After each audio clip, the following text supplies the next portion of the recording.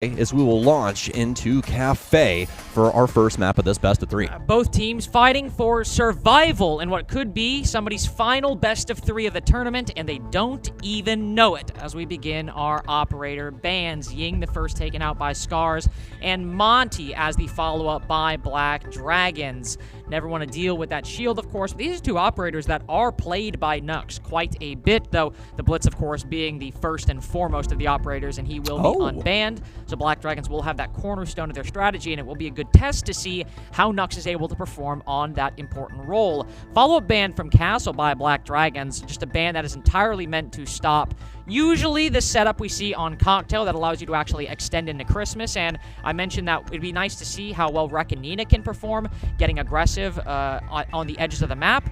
Big example I was thinking of was, can they control Pixel Stage and take fights in those repels? So without that castle barricade, and without the Azami as well, extending into Stage, Christmas, and even Cigar to some extent is basically impossible at this point. Yeah, we have 3 of the top bans that we've been seeing this entire tournament, Carter. Monty, Ying, and Azami, but Castle, we've not been seeing a lot of bans out of him. This is actually going to be the 4th ban that we've gotten right here, right now. A lot of people actually ending up over top of him, including Clash. He's actually now tied with Clash in bans, so pretty interesting stuff right there. But yeah, when it comes down to it, you're really only going to have the Blitz to try and operate around, and that can mean a lot of different things, especially for Cafe. This is a map where you really want persistence. That's why Monty, let alone the fact of it being Cafe and that already being a good thing, but that's why he's annoying in the first place, Carter. He's one of those things that is truly a mountain, just like his name. He is really difficult to dislodge, he's really difficult to move, and he's constantly begging you to kind of, get distracted. If you end up going for a different fight or something like that, that's just prime time for him to slide that shield, get that kill, or knock you flat on your butt. There's a lot of different ways that he can do that, so to remove him from play is a really, really big deal here for both of these teams. Black Dragons will be forced to operate around this first, and they won't even bring a shield to the table. Instead, we'll have a pretty usual cast of characters. The Nook for kind of the pseudo-flank operator later on down the line. We could see her try and flank up White or something along those lines. We'll just have to see. The main thing here for me that we don't see a lot on other maps is going to be Gridlock, Carter, and we both know about this one. I mean, track stingers are so good for stairwells. It's just one of those things that is just very straightforward at the end of the day. That's an operator that Gudo likes quite a bit. I've seen him hit a couple lurks up through Freezer on the top floor on this map. Typically likes to just throw those track stingers at the beginning, then play with the F90, play with maybe even some drones or just game sense at that point, and try to usually find the spots where the defense isn't looking. You only have so many operators you can ban, and Nook might be a very important target ban if you're a certain team. If you're looking at how Black Dragons play, Ask plays this op very, very frequently. At least it's an operator that maybe isn't cracking the top 3, but whenever Black Dragons want a bit of an edge, they bring the Nook, and when they bring the Nook, it's Ask who often wields that FMG9. So sure, SCARZ, it's better to ban the Ying, but they likely will expect, having done their VOD review and prepped for this game, that this is a possibility that Ask could pick this operator and lurk up the stairs. So will not be a complete surprise to them, even if somebody ends up dying to a flank. No, not a shock at all. And honestly, this isn't something that is, centralized around Black Dragons. This is something that is an option for a lot of teams currently for the offensive side. We've been seeing quite a bit of Nook play when it comes to a situation like this. Well, we're not going to start with a mist drone, are we? I think we are, actually. This kid's in behind glass, and things might get a little rough here, but, I mean, they already have a really decent man advantage, and I mean, Reckon is going to be the first one to get a kill, but it's really all for naught at the end of the day. He's able to drop the fuser in Cigar, though. Taiyu just catching Gudo, walking around the side. I told you this man likes to hit his lurks, but the intel overall for Black Dragons is extremely lacking. This is a winnable fight for SCARZ right here in this round. Spots Ask walking up red stairs. The other 2 players are outside on Rappel, rotating to Skylight, flashing Wreck inside of the Humidor, and able to put him down to 1 HP, dropping down. Ooh, still down the moment he hits that floor. So Ask can recover diffuser. Taiyu now hold out on Cocktail Balcony in the 1v3. Flashbang landing right at his feet. He sprays the moment it goes off. Instead, move around. Nice shot just as his sight begins to be regained. Still tagged up a little bit. 2 1v1s right now, but they are quickly moving into the pinch. The initial Bearing 9 spray doesn't work. I was curious. I thought, did Rek just hop off the top floor and down himself by hitting the bottom? And that was correct. You don't lose a lot of HP. When you're only at 4 or 5, it will unfortunately take you down. Yeah, unfortunate circumstances there, but I mean, a great round from Black Dragons. Very quick acting. You know, they had enough info for them to get the job done at the end of the day. They might not exactly know that that kid is inside of Cigar, but I mean, past that, everything's pretty easy peasy for Black Dragons. They get a whole swath of kills. They crack the site wide open, and the biggest thing is that they didn't over-deliver, Carter. I was a little worried there, especially with Ty hitting some really nice shots from Cocktail. I mean, there is a chance that they, you know, overcook. They end up burning themselves, you know, on that entry. So instead, Black Dragons kind of cool off a bit, use a lot of the angles that they've been able to gather throughout that round, and end up making it work. A nice round there from Black Dragons to start us off. Still do see a problem a little bit that we have seen so far, which is Black Dragons can often do a very successful initial bout of droning, but one actually redroning after that, or even having the ability to redrone after that, depending on their drone economy, is often hampered quite a bit by the events that happen afterwards. But even then, in that initial round, misdroning a lot of rat positions. It might seem silly. Who would just sit behind the glass case, who would sit behind Cigar. But if you recognize that problem that Black Dragons have, that they are just checking the obvious spots, but ignoring many of the hidden ones, that you can catch them off guard. And it's a problem we've seen from Black Dragons through this tournament a couple times. Not so much in their BDS game yesterday, but in some of those Phase 1 games. Now, SCARZ seem to be exploiting it, even if the round did not go their way. Yep. It's a pressure check, Carter. One of those moments where you just go, all right, you know, this might be fairly straightforward and something that you can get away with in any game if it goes misdroned. But we're going to see if Black Dragons will end up making a misstep. And they did enough to at least get that player a kill, but obviously the kill count heavily in their favor at that point. End up soaking that up with a Mozzie Pest as he's worked his way back into the meta. And a lot of people have been really enjoying this op here at this event. Yeah, I have noticed not a sizable uptick in his pick rate, I will say, but still more than I am used to. So yes, I agree. It is nice to see. Rec, I think, also very happy with this operator. P10 running, not the gun it once was, but still very, very high fire rate. Oh, fish. Yeah, Hornet just hanging out on the VIP window. Tis. Classic flank watch position right there. Classic pressure release. Nux cutting down Taiyu. Very little fight back in these early engagements from SCARZ. 2 rounds in a row now. And that's a big thing right now. I mean, the pressure is just too much. They have the entire site wrapped up, all of these different angles open. Where are our last 2 bodies? Nina's going to be in freezer. He's dead. Just sweep him up with the rug. Wishoy is up top, but the issue is that Black Dragons never went for verticality, folks. They went directly to the site, and especially after the kills started pouring in, I mean, this is about as easy as it gets. No impact grenades to make vertical with either. Wishoy? No shotguns or anything. Wishoy? We are taking a tactical timeout. He is like, you know, guys, I think something might be going wrong. The only actual kills we've got in these rounds so far is when it was already a 3v5 or a 2v4 in round 1, and now in this case, I mean, we literally did not even get a kill. We tagged up Hornet, we tagged up Ask, and a couple damage to the other players, but it's a very, very rough defense so far. Flawless round for Black Dragons, but that was pretty obvious. I feel like even when we got to that 5v3, 5v2, just seemed the momentum, any plays whatsoever, were coming from Black Dragons. The movement from SCARZ just seemed non-existent. The energy does not seem to be there for the Japanese squad right now. Hopefully, after taking that brief pause upstairs in 3rd floor bathroom, SCARZ will completely circumvent the need to take a tactical timeout now, Sam. Mm-hmm. Because that was a performance that was certainly worthy of one. Yeah, most definitely. That ended up going down in a very erratic and spontaneous way. I could definitely see them, you know, pulling that lever in that moment. But instead, since Black Dragons, you know, don't exactly go hunting for that guy in a convincing way at the 11th hour, SCARZ will take a pseudo tac timeout in the round instead. But let's talk about what Black Dragons is doing right and kind of what's going wrong for SCARZ right now. The biggest thing is, folks, especially you could see it a lot on that kitchen defense, every bomb site is going to have a crux. There's always going to be a situation where a player is playing probably the most important area of the map, and if you end up going down early, it's going to cause a lot of problems. Downstairs, it just so happens to be your smoke inside of VIP. He covers a lot of places. He covers whiskey, he covers booths, he covers the, you know, drop for freezer, as well as white stairs. There's so much value in that position, and Black Dragons were able to gather that simply by opening the boost window and holding an angle. SCARZ get a little aggressive, and obviously shoes on the other foot if he ends up hitting that shot when he takes that peek on the player on the window. But that's obviously not what happened. Instead, they get that big pickup over there. Black Dragons feels comfortable and starting to apply pressure around the main lobby space, around Bakery, and they end up getting those walls open too. SCARZ have zero deniability for the actual reinforcements. It makes life way too difficult, and Black Dragons just continue to snowball into that basement. They don't even need that upstairs control, and that was the biggest thing. Black Dragons recognize that SCARZ are kind of in a position where things aren't going to work out for them if they're able to make that first domino fall, and it goes off flawlessly. And you still have that tactical timeout, thankfully, to actually stop a full snowball from Black Dragons in these rounds. 2-0 right now, and if you have an equally dominant game in round 3, looking about to hop into the train window, things can be very, very difficult. Mining window broken. Nux moving in. Site is reading and dining. No holes in those soft walls, but there's a pretty easy way into the site. 2 players, make that 3 actually playing around white.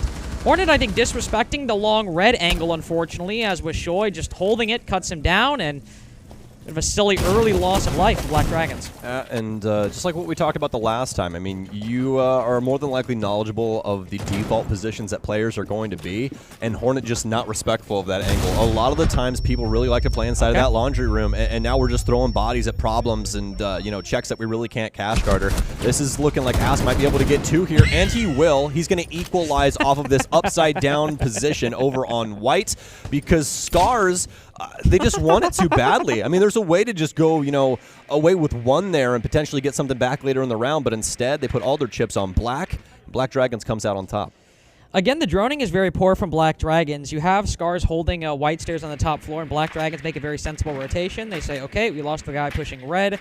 I'm a bit isolated as the blitz pushing in through dining. I'll rotate this to the top floor, except they didn't drone Pixel Door. So when you have people playing further back on white stairs, and they know Black Dragons play shields, they know Nux might bring out the blitz or the Monty if he were unbanned.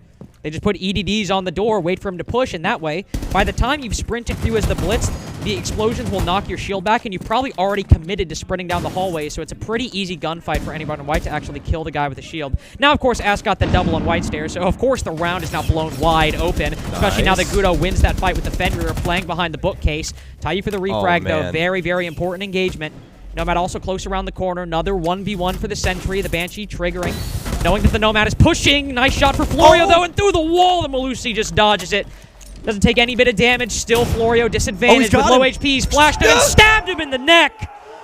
Ridiculous round for Black Dragons. It seemed they were shut out after that blitz died, but Ask with the opener, and Florio with the 1v1 to move up 3-0. Black Dragons has to be counting their lucky stars, man. They have to be. Because, IQ hits that nice shot on the Fenrir when he rotates in through the laundry area and takes that fight.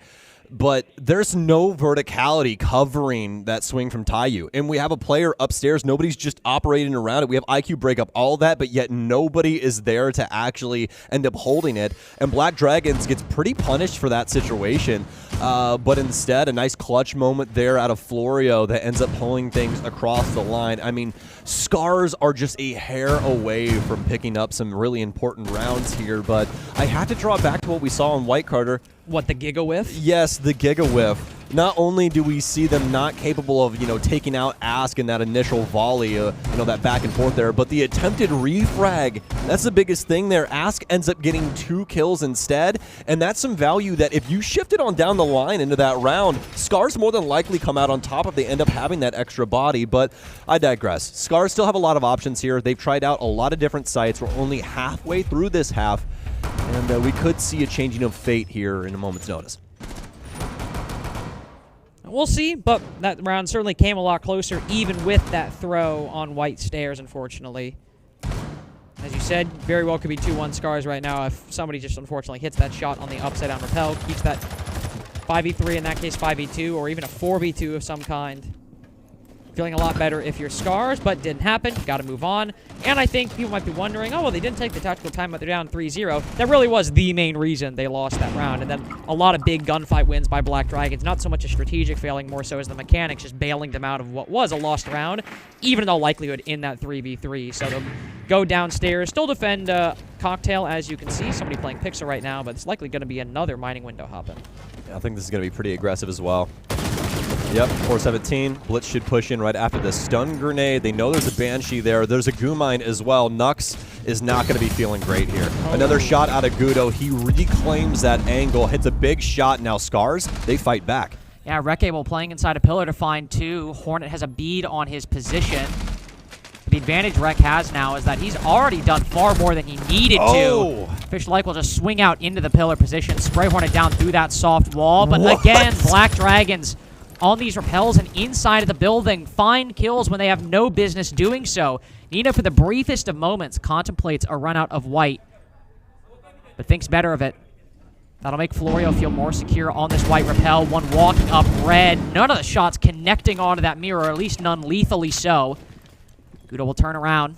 Remember, there were players in pillars earlier. It's where you lost Hornet. It's where most of this attack really has gone awry. All 3 kills happening basically through that soft wall, essentially, from 2 different players. This is where Black Dragons has been the better team so far. It gets down to a moment like this, a 2 versus 2, where you're just hoping, praying for a lot out of your offense. This plant's going to go off from Gudo or into the post. Or into the post, indeed. C4 going wide. I'm not even sure. I think it got shot, but it seemed like only 1 or 2 bullets were needed to dispel with that C4. Now Black Dragons just hop out, play the repel, ready for the white stairs. Love that heads up from Florio right there. Spotted the other walking off Red Hall. Now you've got a crossfire. You got 180 degrees. Gudo will be rotating out, actually moving all the way to pillar at the moment. And there's direct intel on him. If you have more time, this is probably a winnable 1v1 for Fish Like if he wanted to push the issue. That's the issue. He can't. He's got to find this diffuser. He's got to defuse it. Worry about the guy on repel. We'll rotate around. Get the shotgun. I always like plays like that, but again, so little time. Fish Like will win it. But surely Florio can still find this angle. I believe he can on the repel. Oh my god. There we go. Yeah. Florio will repel in.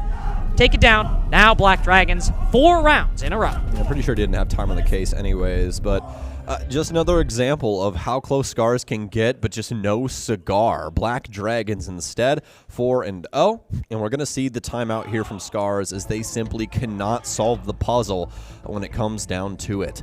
And for Black Dragons, I mean, it hasn't exactly been clean. There's been a lot of different moments where SCARZ have been able to severely punish them, you know, in these big ways, especially, you know, the early portion of that round. Although we do end up missing out on our train player, they do end up refragging. They get that big kill on a blitz. They get it down to the 2 versus 2. They just don't really have solid positioning for that.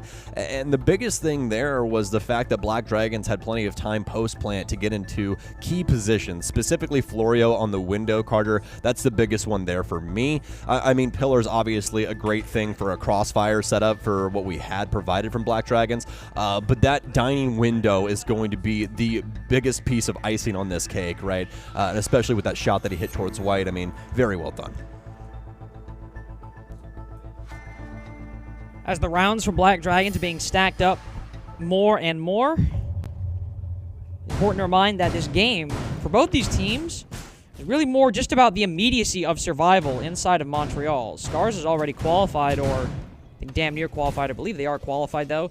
Black Dragons on the point standings all the way down in place number 53. Oh, heck yeah. So odds of them making SIVI, the points are very, very low. They have to go and win the whole event, and even then, I think they might still end up qualifying just only a little bit on the margins. SCARZ is in, indeed. Good for them. I was about to say, I often equivocate when I don't have something directly in front of me, just to be absolutely safe, but I thought they had qualified. I think it was in like the 10th spot, if I recall correctly. Maybe something else.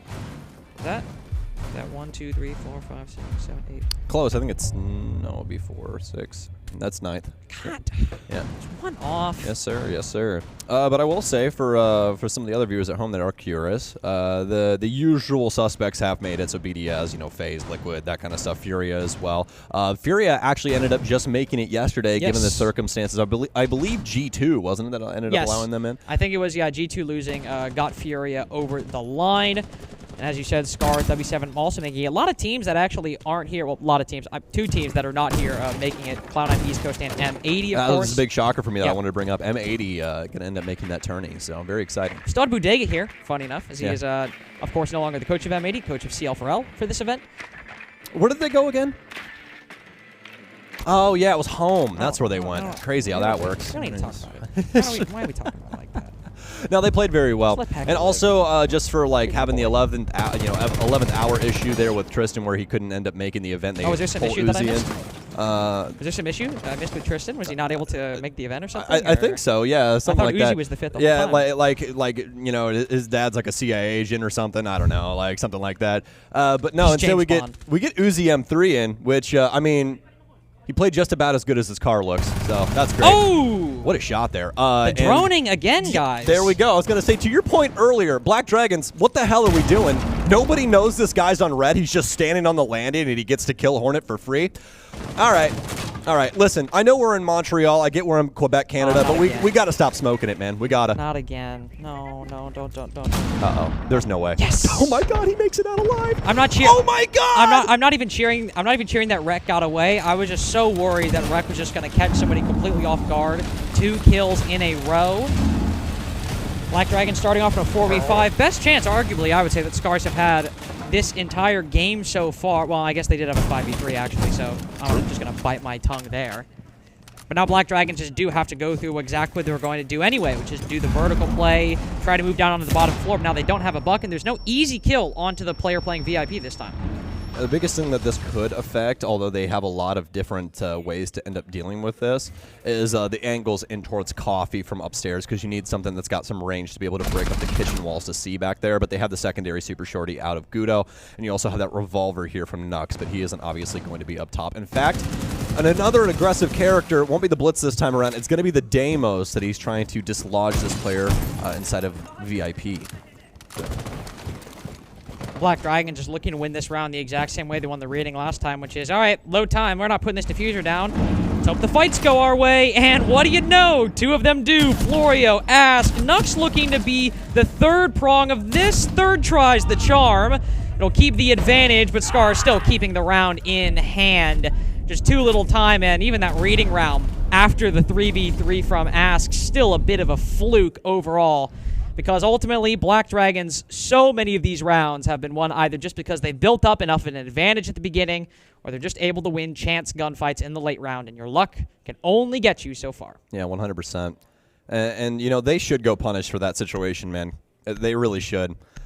Especially at the fact that, was it Rek? I can't remember who was on that mid-floor. Yeah, the fact that Rek makes it out of that entire situation alive and well is just absolute asinine. You cannot allow that to happen as Black Dragons, let alone the fact of the misdrone on red. I mean, that kind of stuff happens, but, I mean, obviously, you guys already know what I'm going to say. Black Dragon should have already droned that, should already have known that that player was around that space. But to then allow him to completely get out of train, I mean, that just can't go unchecked, man. That could have been something that completely changed up the fate of that round, and Black Dragons just allowed it to slip quietly into the night. So SCARZ are going to end up picking up their first round after that nice initial pickup, nice entry kill, and then delaying things out, just resting on the value that they'd already gathered earlier on and forcing Black Dragons to try and play into the site, which obviously went completely wrong for them, as this time around the gunfights did not go their way. And even though it's technically not the case, I would argue that the opening duel has frankly been determinative of the trajectory of the round overall. Only one you have Black Dragons dropping is round 3, only opening duel that Black Dragons drop is in round 3, and that's the round that Ask got that 2K on White Stairs to actually make it even.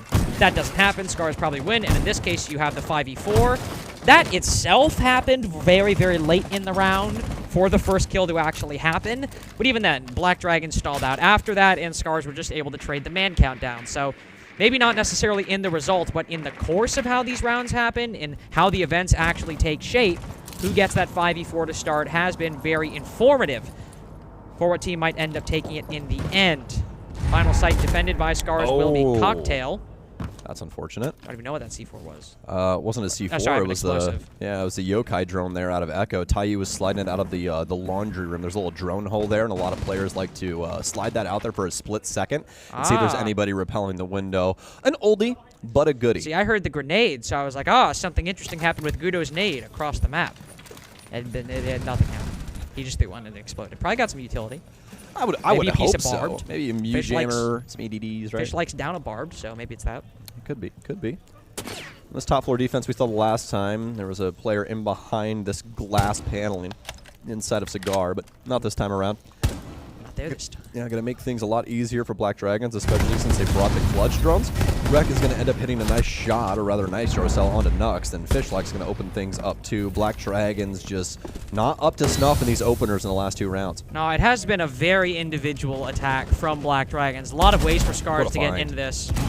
Hornet will peek around the diffuser. At least actually a bit of HP to that Vulcan pack. Disrespecting the fire a little bit. He will pay for it.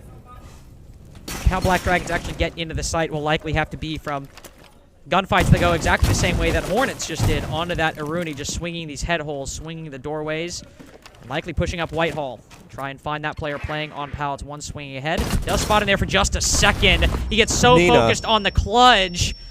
2 times now we've had somebody either die because of or die thanks to the Capcan traps placed on Pixel Door, and unfortunately, Black Dragon still forgetful of what has been happening in these previous rounds. SCARZ will end the half 2-4. Likely could have got a 3-3 out of it, but it is still Black Dragons in the lead, even if there were a lot of opportunities for SCARZ to punish them. I mean, we are just not going through our mental checklist right now for Black Dragons.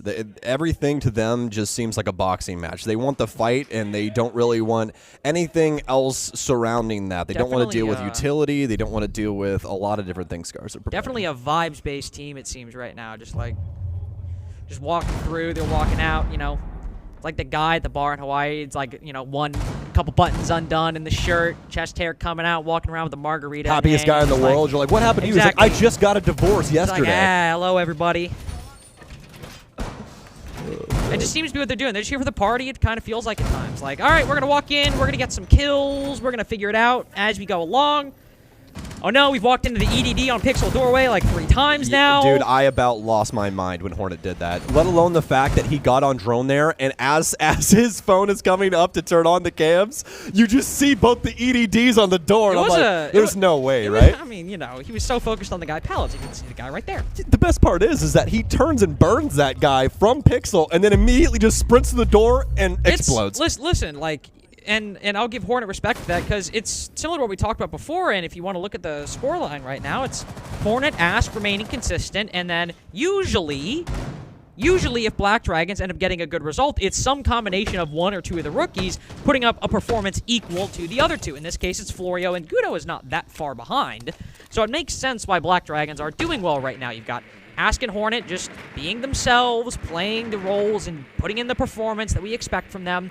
And Gudo and Florio are doing well enough to get Black Dragons this lead. But when it's come to the overall strategy and coordination, if SCARZ maybe a bit more confident, they'd probably be in a bit better of a position. Florio just holding the red stairs door, I believe, or maybe on the rappel, one of the 2. Just takes a fight with somebody on that cocktail side and, well, wins it. So now you've dropped the Dokkaebi on SCARZ's attack. Don't believe that's a very important operator. Don't believe she really provides a lot to the team. Yeah, Carter, we're getting to that point where I'm going to start sounding like an angry father. Just... No, it's fine. Why are we having Dokkaebi entry all by her lonesome? Well, hold on. Maybe she got peeked on the rappel. We don't know. We don't know. There's some potential behind that. I don't exactly put any weight into that, I'll be honest. I really think that they ended up sprinting in through hell, but we'll just have to see. I mean, we're halfway through this round. Black Dragons have already got a lot of the heavy lifting done for this early portion, as not only do they have Wishoy, but they already have Rek down too. You do still have an EE1D here for Taiyu, and that's going to go out right now, but for SCARZ, this is all going to be grasping at straws and hoping that Black Dragons make a critical error. Which, to be fair, they've made quite a few times. They have made quite a few errors on that attacking side. But a lot of them went unpunished by SCARZ, so even if Black Dragons overpeak, like, I don't know, hopping out in the 2v5, not really an error, but it's a bit of a gamble that you might not otherwise want to take, but you are winning these fights, and... Oh no. Please just... Yeah, Please win right it. there. You got Please win it. There we go. Oh, ARX Lord. hits pretty hard, so I feel like of all the guns, that one would work out. Yeah, this is one of those weapons. You guys want to know why you see Shaiko play Nomad as well as Yana a lot? He plays a lot more operators nowadays, though. He does, but that's simply because they removed a lot of the, great utility away from Yana. She's still good, but I mean, especially with the capacity of Doke and Lion right now and how good people have gotten with their drone economy, I think that they've just kind of moved him away from that. But we do see a decent amount of Nomad out of him. Not only good for flank watch with those air jabs, right? But to Carter's credit, that ARX, it absolutely rips, guys. One interesting pick I find that BDS will put Shaiko on is they'll put him on Brava. Yeah. Which is interesting to me because Brava's not exactly just kind of like use your utility at the beginning of the round, then screw off. Because, like, sure, if you throw the clutch drone in the site, you will find it. You could find a lot of utility in the first minute, 15 seconds, but, like, it's a bit more intense than, like, we see a lot of fraggers get put on ace, right? You walk up to an exterior wall, you throw your 2 Selmas, maybe use the one later, but you can move on within 30, 45 seconds. Nomad, another big one, as you just said. A lot of times on Cafe, for example, you put the air jabs outside of, like, a couple exterior windows. Set and forget. Exactly, and you move on. Whereas Brava feels like there's a little bit more activity. Sure, by a minute 30, if things go your way, it's completely done. But still feels like you can get kind of absorbed in that clutch drone sometimes, so... Not saying it's a bad pick, just an interesting operator, because most of the other picks Shaiko does are very, like, set and forget utility, except for the Deimos, which obviously boosts his fragging ability quite heavily with the intel he gets. Just a bit of an interesting choice. Plus, also, the Para still has that annoying reload animation where you're not quite sure if it actually finished reloading. Yeah. Then I guess, but then again, I suppose if you want anybody to accidentally have 1 bullet in their mag when they thought they reloaded, it probably would be Shaiko. So maybe that's why. Maybe they're like, hey, if you get stuck, if you're reloading the Para and it doesn't work out, we know you'll hit that headshot. Yeah, 100%. Sorry, we just went on a Shaiko tangent. There was not a lot that happened that round. Florio just peeked 2 people on Cocktail Balcony, won it. And the Black Dragons at that point just ego peeked SCARZ into a 1v5, and not much else to say about that. Ask, by the way, doing to SCARZ what SCARZ did to them. Hiding behind the cigar, not Ask, excuse me. I thought that was Nux, sorry. I assumed it was the Warden, not the Cade, with an Electroclaw in pocket as well. I feel like no matter what Black Dragons does, it always involves putting Nux in the worst situation possible. They're like, this is constantly our bargaining chip. Just throw him in somewhere, and Ask is going to get away with murder in that situation, too. I don't know if a player tried to fly down Red Hatcher or something in that moment, but what a catch as well, as that's going to take down the Thatcher. That'll definitely complicate things as these Electro Claws will continue to persist. And actually, to give credit to Black Dragons there, like they did, or to give credit to SCARZ and Black Dragons, SCARZ droned out the player behind the bar, but Ask was playing very reserved on red stairs, but ready to support the Cade. He was trying to actually hide out of sight of the drone instead of just sitting on it directly. So when Nux was like, I'm drone, ran away, then he'd move up and try to go for the pick. So I do like that. Washoy pushing up the long hallway, though. Ooh! Peeks a little close and allows Florio to get into a good position. Washoy and Fish-like fold to the M14. And SCARZ, again, in an unwinnable situation. 37 health for Wreck as he hops into the red window. Immediately sprints up to recover the diffuser. There we go. Paints Gudo with a very broad brush inside of Christmas. C4 exploding in front of him. Hornet is on that Solus, so he likely can track the diffuser where it is. Can't really shoot it because I do believe it's on indestructible floor. But keep paying attention, might be able to find when Wreck does pick it up. Now moving down white stairs. Could be good for 1 with how quickly Wreck has been, but Florio is looking this direction right now. Oh, good timing. Ooh, does shoot the cam. Florio's aware of it. 3K for Florio and the Aruni in that round. Map point for Black Dragons. Up 6-2 on their own pick, but still up nonetheless. Oh, man. Cafe just being Cafe at the end of the day. Although Black Dragons are doing a very good job of getting in the face of SCARZ, these are the complications that Cafe provide.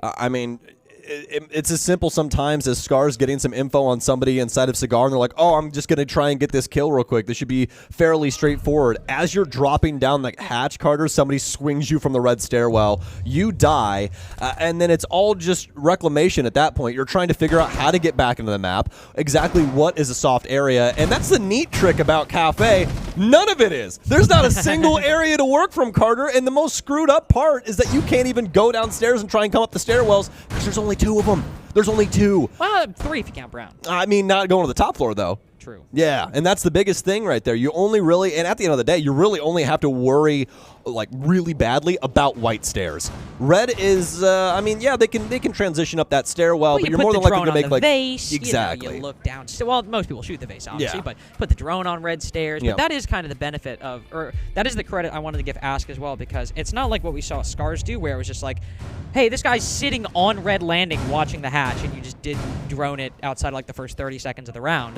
Whereas there, Ask was actually trying to actively escape the drones, was actively trying to leave, whereas SCARZ was betting they mistake. Black Dragons, or Ask particularly, was trying to outplay the drone and then get that kill. So I do think it was skillful from Black Dragons, and SCARZ, I think, just struggling quite a bit on this attacking side through the first 2 rounds. And, of course, have already taken their tactical timeout, took a pseudo timeout as well. Hasn't really done a whole lot. More ratting from Gudo. Yep. Checker move in relation to a chess move out of Black Dragon. SCARZ with that 1 player in behind glass for Cigar, get that kill, and then we have kind of a bait and switch situation. Exact same thing, different situation, Nina! We have to hit our shots! Oh, number 3? You better stop it. You better stop. That is something disgusting. Gudo with 2, and that more than likely is this game right here. I mean, that is just absolutely absurd. The ironic part is they did drone him. They did drone stage. The problem was the player moving into Cigar wasn't like directly behind the drone, but had walked so deep into Cigar that they were exposed to the entirety of the angles before they had truly checked it and cleared it completely. So he avails himself to anybody ratting on stage.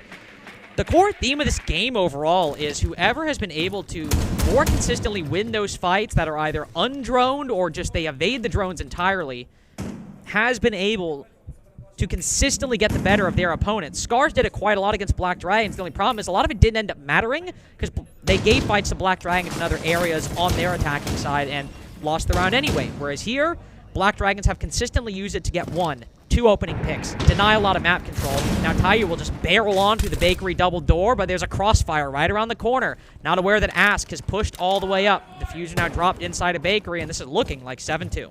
Yeah, Black Dragons are playing this picturesque right now, Carter. When you get big picks like that, a huge moment out of Gudo on that top floor, that's when you bring everything back to bear at the site. That's when you make this offense clear through. You don't want to give them ISO'd picks. You want to make sure you have, positive support out of your players and positive crossfires to hold down the site, and that's what we're seeing out of Black Dragons here. You've got the Yokai wielder inside of Prep, and you've got a big round from Black Dragons. A big game from Black Dragons as they have a stamp of approval here on Cafe. A lot of the aggression, just finding big moments, finding big strikes up against SCARZ right now, and it's definitely going to leave a few SCARZ after what we just saw there on Cafe. Yeah, it was aggression from both teams, but specifically just trying to surprise the opponent as the attack moved into the building, and the big difference was it had a lot of impact for Black Dragons. SCARZ did the same thing, had the opportunity to have a lot of big impact as they were often not droned, and when it actually came to taking the fights, just didn't work out. Rec really the only one shooting back that game for most of the time. And even then, some of those kills, he only had maybe like 2 concentrated in 1 round as opposed to having consistent impact over the course of the game, or at least consistent enough to outweigh the fact that it felt like nobody from Fish-like on down was fighting back in any sort of a substantial way. Pretty much just a warm-up for Black Dragons for Map 2, ultimately. I think, of course, like I've said a few times now, SCARZ had a lot of opportunities to really cause a lot of disruption. And even when they went to go realize them, even when they went to go capitalize off of them, they just lost the fights. Yep. It can be a very, very difficult thing, folks. It's like baseball. It looks easy, but hitting a fastball, probably one of the hardest things that you can do in sports. SCARZ are going to try and find their stride in this next map. It's do or die for them. We'll be back after this short break.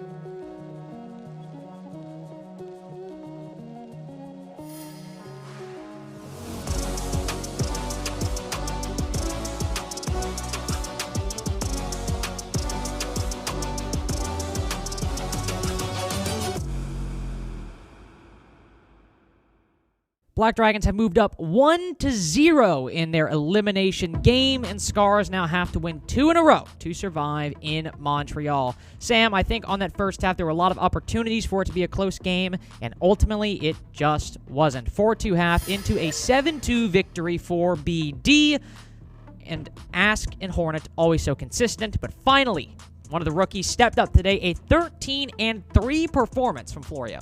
Yeah, a great game there from Black Dragons. You know, it wasn't exactly pretty. No. I will most definitely say that. There was a lot of boneheaded moves. There was a lot of things that definitely could have been corrected. But, I mean, this, you know, the stat line, the score line speaks for itself. It's a 7-2 victory for Black Dragons, and they get a lot of this done in the frag department. Now, before we move on from this screen, let me introduce you to the SCARZ Cliff. And, you know, you start with Rec. Everything's looking really nice. He goes 8-9, has a cost of 67% with a .89 KDR over all of those rounds. But then immediately we fall off that big drop that I was talking about. Fishlike with an EPS of 85. And then Nina through Tayu, 75, 71, and 58. Just nobody really showing up. All of their costs below 50% as well. And these are all just signs that you do not want to be seeing. It means you're going the wrong way up the road.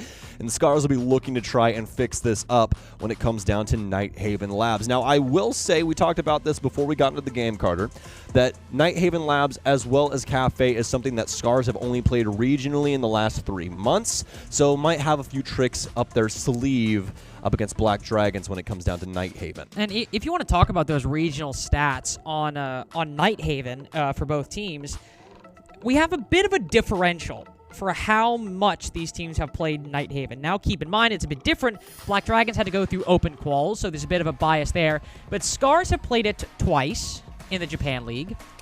Black Dragons have played it 11 times since the start of Stage 2, in no small part because of those open qualifiers. Yep. It's where a lot of their wins came from and a lot of their plays came from. Also, Nighthaven, pretty big in Brazil. Exactly. Pretty big in Brazil as well. So don't necessarily think, oh my god, they've won this map 8-9 times. They're going to smoke SCARZ. It's possible, but there's likely a bit of a strength of schedule there. The more important thing is Black Dragons are up 1-0. They have the momentum, and this is a map that they have played so many times. Just a complete, 9-map differential in plays between SCARZ and Black Dragons. The comfort is just going to be a lot higher, theoretically, for Black Dragons, but this is SCARZ's pick and where they could bring it back and stay alive in Montreal. Remember, SCARZ qualified for SI. Black Dragons basically have to win the whole thing to make it. This is almost entirely just on fixing their immediate circumstances. All right, so when it comes to Nighthaven Labs, this plays a lot like what we see with Clubhouse on that main breach wall for CCTV. We see a lot of Mav play, a lot of Thatcher play that is around that space, and practically just a lot of wall denial. That's the big thing. You see a lot of play centralized around that IT wall because of not only how important it is to the top floor bomb site, but also how important it is to barrels whenever we round off towards that mid floor site as well. So SCARZ are going to do their damnedest to try and free up that wall and make their offense a lot easier, Carter. That's why we're seeing them prioritize the bans in the way that they are right now. So they ban out the Maverick, which means, hey, Thatcher's more than likely going to get played, but there's this annoying operator that makes it to where all your fuse times are frozen and there's a potential for, you know, the wall to get re-electrified. Oh yeah, it's Tubera. We should probably remove him as well, and that's what SCARZ do. So that's why we see their bans in that way. They're trying to focus on how they're going to get these walls open and making their lives easier, and they've accomplished exactly that. For Black Dragons, they will still have Bandit batteries. They will still have Kayid available, so we could still see some moments where maybe Bandit gets a battery down and one of these charges is eaten up, but at a bare minimum, SCARZ has made their lives easier going forward into this round. Probably going to end up seeing a lot of secondary EMPs. You don't really have to go with Thatcher in the same way you used to back in the day, back in my day. Instead, we'll more than likely get those on Dokkaebi or somebody else. And actually, funny enough, SCARZ 0 EMPs in this situation right here. So, well, to be fair, you can see exactly what they're thinking of and why they might find EMPs maybe necessary for opening or good for opening up the breaches with that thermite, but not necessarily a relevant factor in their overall strategy, because we've got the Trinity, Lion, Deimos, and Dokkaebi, the best intel gathering operators right now. Scan the E1D. If anybody's moving, you get targets for the Deimos, who can then use that tracker and likelihood paired with a Dokumi call, you can have those two players pinch or lurk or do whatever you want to try and find kills actually inside the building. There is a mute on the board for Black Dragon, so mute jammers placed on the roam or on the site, anywhere in between. If you stand on one of those, you will evade a lot of that notice.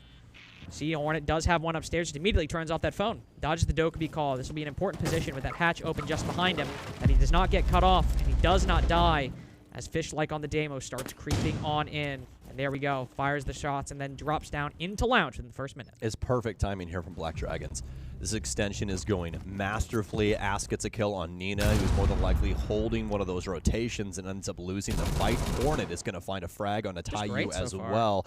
And yeah, Black Dragons, they knew that SCARZ was more than likely going to go for a little bit of a clear. I don't think that they were ready for it to be, you know, practically the entire strategy here for SCARZ, but they've fallen flat on their face when it comes to the delivery. Once Hornet gives the call that, hey, you're pushing from electrical, what do?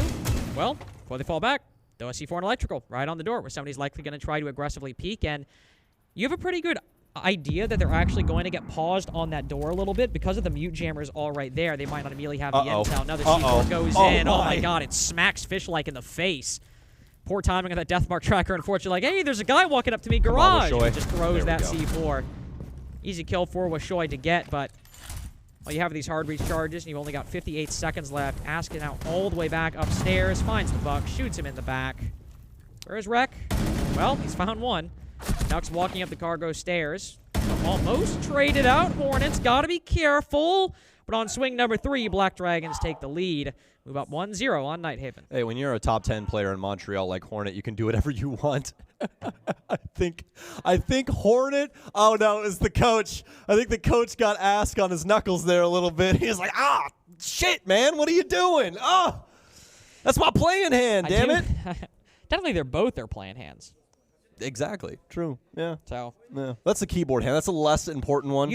Well, I was thinking if you got hit on the knuckles, it'd probably be better if you got hit on your mouse hand. Because if you get hit on your mouse hand at the end of the round, you've got at least like 45 seconds to a minute for it to like go away. Whereas with the keyboard, well, I guess you're not really pressing your keyboard. No, because you got 15 seconds for the pick phase, then you got to start moving in the drone phase with your drone. So I think if you, and then since you're using your knuckles, might worsen the sudden onset inflammation from the wrapping of the knuckles. Yeah, it might start flaring up. Exactly. Not a good round from SCARZ, unfortunately. Not a. It was not a great round from SCARZ, but to be fair, I will say there was just a lot of outplaying by Black Dragons there, falling back at just the right time, the C4 in response. It was a lot of just very good moves that SCARZ unfortunately just fell completely into. Mr. Dr. Lynx, speaking of inflammation, what does SCARZ do about this big issue that they're having? I would recommend just a couple doses of aspirin, some R&R, rest and relaxation, and pray to God that Nina doesn't have a performance like last time. Hey. Preach, brother. Preach. Because, I mean, unfortunately right now with them by far and away Bandit trick? Leading the charge. Oh, yeah, you're cooked. So it's pretty common on... You wouldn't know it by watching that, but... Where is Wishoy? It's pretty common... Where is Wishoy? It's pretty common on this map to send somebody below the cargo window or into supply itself. I always mix up cargo and supply. Hop in the supply window and open up beneath the wall. You bring an Ash and Ash charge the wall to make sure that you don't get bandit tricked. Now, again, you might not know that, considering they didn't do that. Ask is dead anyway. Fair enough. Sure. I'm still kind of losing my mind that they brought a buck and they just didn't do anything. You could even do it with the Bailiff and Nina. Nobody is stopping this man from bandit tricking IT. It's just, that's we got the connector wall, though. It's true. But did they get the main connector wall? Did they get the one from the outside, or did they get the one that actually goes towards site? The outside. And we've still got Selma's at least. Oh. Okay. Is Bandit going to get these two? Wishoy's going to get the kill on Florio, so might not even need the IT wall, although I still will remain frustrated because you brought the operators and you just didn't implement them in a way that was conducive towards success over there. But either way, you're ahead on the man count. Black Dragons have to try and fight back, and wow, what a shot out of Nux. Rek will make it worse, though, so he'll take down Hornet. Little refrag moment here as we go down to the 2 versus 3. And Nux has been having a... All right, well, he's dead. Triple kill from Rek, and Gudo on such low HP that I'm worried it might not even matter. Close angle with a shotgun. We'll pick up one, but... Okay, he's down. I was going to say. Nina and the connector guy push at the exact same time and tie the game early. I was going to say Nux having a pretty good performance so far compared to, or at least in the past couple maps, compared to his woes at the beginning of the tournament and in Brazil as a whole. But it unfortunately does not matter, despite the early bandit trick, which seemed a very poor omen for SCARZ' performance in that round. Not only do they end up getting the bandit later on, but they catch Ask roaming around the middle floor. Then they open up connector breach, they open up the wall itself, and it feels like the round required very little effort.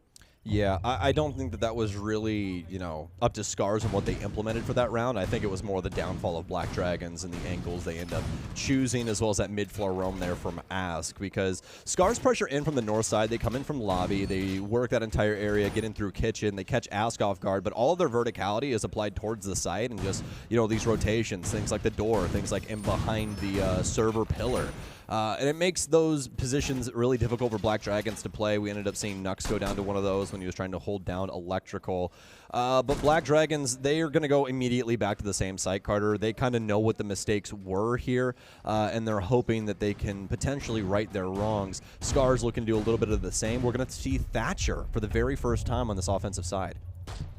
Yes. Little arm pump, man, for the SAS boy. One of the oldest operators in the game, only taken over in lore age by Kaid. I mean, oldest in terms of release date. I was like, well, he's tied with quite a few people, Sam.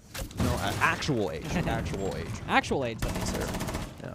Him and Kaid, it's like, at that age, shouldn't you guys just, not be an operator? You don't need to keep doing this. Like, you can retire, man. You've got a government pension. Like, it's all good. I mean, I didn't know what, the retirement policies are for each of these countries or for Team Rainbow.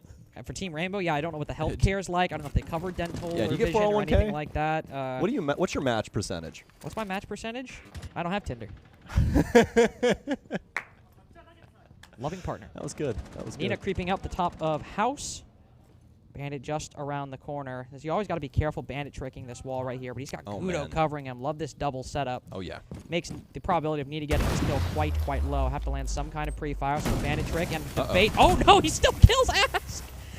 I think it was behind inside a connector. I think he didn't even mean to kill that guy. He's behind the couch. I like that we had 3 people protecting the bandit. I actually respect that so much. Hornet's just killing people. What the hell? I don't even know what's going on. He's just swung Garage, killed the guy IT and Garage. Fish Like will try to halt that damage. I like that Ask is playing for both teams. They popped a hole in the side of Hornet's boat. He said, "You touched my boat? You touched it? You touched my breach? My IT breach?" Nobody touched my IT breach. Nobody. Murders 2 people immediately. Yeah, he gets refragged, but not all that great right now no, for we SCARZ. can't open the wall. We're out of exothermics. And our ace is dead. That's poor. And that's the big thing about that connector side. Same reason that I talked about that in the last round. We just don't need to be doing that. There's just no planet where we need to be doing that. Guys, let's find just a little morality here. Go in the site. Go in the site. Go in the site. Stop. Carter? Stop. Carter? Stop. All right. I'm standing right now. Oh, my God. Tayu's in the site. This is actually a super easy 1v1 to win as well. Trying to bait him around the corner with the shotgun. Sir. He's stuck. Literally, completely stuck. Pre-fire. Oh, my God! Come on! It is a 3v2. Why are you running out of IT, dog? Vamos. Call support. Somebody got their wires crossed. That's something else right there, man. Yeah. Yeah, I was about to say you better hit that tactical timeout. You kidding me? I don't know if the connection to your brain lagged or what happened there. That's just, I mean, I know I've said it a couple times this event, guys, but that is truly a piss poor round. That is so dog. It's insane. Why are we running listen, I know I'm usually the one that gets pretty, oh, man, I can't believe this team did that. Guys, what are we doing, man? Why are we running out of That's my, I actually hate saying that as a caster. Whenever I have to say, what are we doing? Like, here's what I will say, okay? Obviously, like, that was a really bad 3v2 from Black Dragons. However, that is the first, really bad round we've seen. They obviously won the first one, and then the second one, SCARZ just did catch a couple people on the roam, were able to open the breaches even with the struggle they had early on. It was 2 very normal rounds. Yeah. But that was a throw and a half from Black Dragons. Yep. Not only did we have the guy running out of IT, now it's a 2v2. Now we have the guy just sitting in IT I'm going to keep peeking the breach. Yep. Keep swinging. dude. It's like, just go on the side at that point. They're stuck at IT. They literally, connector wall is closed. They cannot open it. There are no exothermics. There are no EMPs. The only place they can come from is electrical door, IT and garage side, or Aqua. You have all the angles you need. And just Carter, just running out of the eye. How many times are you and I going to have to talk about value and what it means for your round? Like, how you're supposed to carry this through when you get to a certain point. We got a lot of entertainment out of that round. I don't think Black Dragons or SCARZ really found anything valuable. I mean, SCARZ got a round off of it, but they're probably like, what is happening? I mean, sure. I mean, if you want to give it to us, yeah, that's great. Ask has got to round the boys up, man. We can't be having moments like this because SCARZ, they're going to punish you, dude. They shoot straight. They're a team that is full of killers. Well, and even like last map, it was not like the identification of the problems, the gaps that was the issue for SCARZ. It was actually just hitting those shots. Yeah. It was actually just winning those fights when you had droned out an isolated player from Black Dragons. When you had hit a flank and found a gap and Black Dragons attacked that they weren't expecting. It was actually just winning that fight. That was the big problem. It was not the strategy. It was really just the actual game part of it. So if you have a map where SCARZ are hitting their shots a bit more, I mean, everyone is putting in the work right now. At worst, it's 2 and 3. They're doing it. Exothermic opening up, and they're just trying to hit the site with a few players on the roam. Florio backing off immediately. Tayu just domes Nux on the bottom of Cargo Stairs. Florio put to low HP. Really, really nice attack from SCARZ right here. 4v2, make that a 3v3, but still Hornet and Ask, the only ones actually up. Ask doing so much work, and there's plenty of time to get Gudo. SCARZ have to start retreating from this building now or pulling back, but really you can't. Tayu's in deep, and not a lot of places he can go safely without exposing himself to these angles, and Fishlike has to cover him from Animus or the Breach. So he'll rotate around. There's something winnable here, especially as the Thermite's sitting on that soft wall. Impact grenade goes out, put to 37, has to swing. Ask domes him. Triple kill for the Goyo. Now you have an opportunity to get this diffuser down. Reloading in front of the Breach. Fishlike will close that off. He can still win this in the 1v2. Still winning on the swing as the C4 misses. Hornet right into the crossfire. 4K for Fishlike. Excellent flick onto the backline player. 3-1 for SCARZ. Tactical timeout, bearing no fruit for BD. That round is basically just a capsule. A nice little taste test of what SCARZ has to offer inside of these rounds, guys. They're very bombastic. They really like to get in your face, and it comes back to bear in the mechanics there, Carter. It's a 1 versus 3, where a lot of players in that moment, they would have tried to play time. They would have tried to play patiently, and more than likely the defense would get to encroach on that wall. But instead, what does he do? He plays actively, and he ISOs out all of those different gunfights. What a moment there for Fishlike. Big round for SCARZ as well, as that strategy goes off without a hitch. Just flying in through the Animus wall, getting some big pickups, completely dislodging the site members. I mean, I think Black Dragons was all reconvening over on like the EXO side at that moment in time.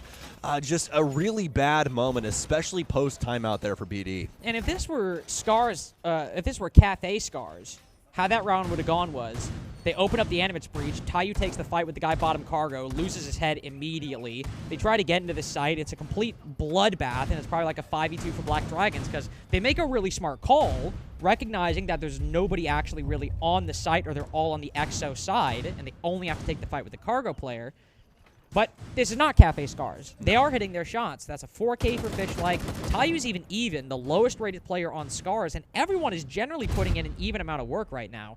So SCARZ make that right call and actually are hitting the shots to execute that plan. Now they're up 3-1. Black Dragons will try defending that middle floor site.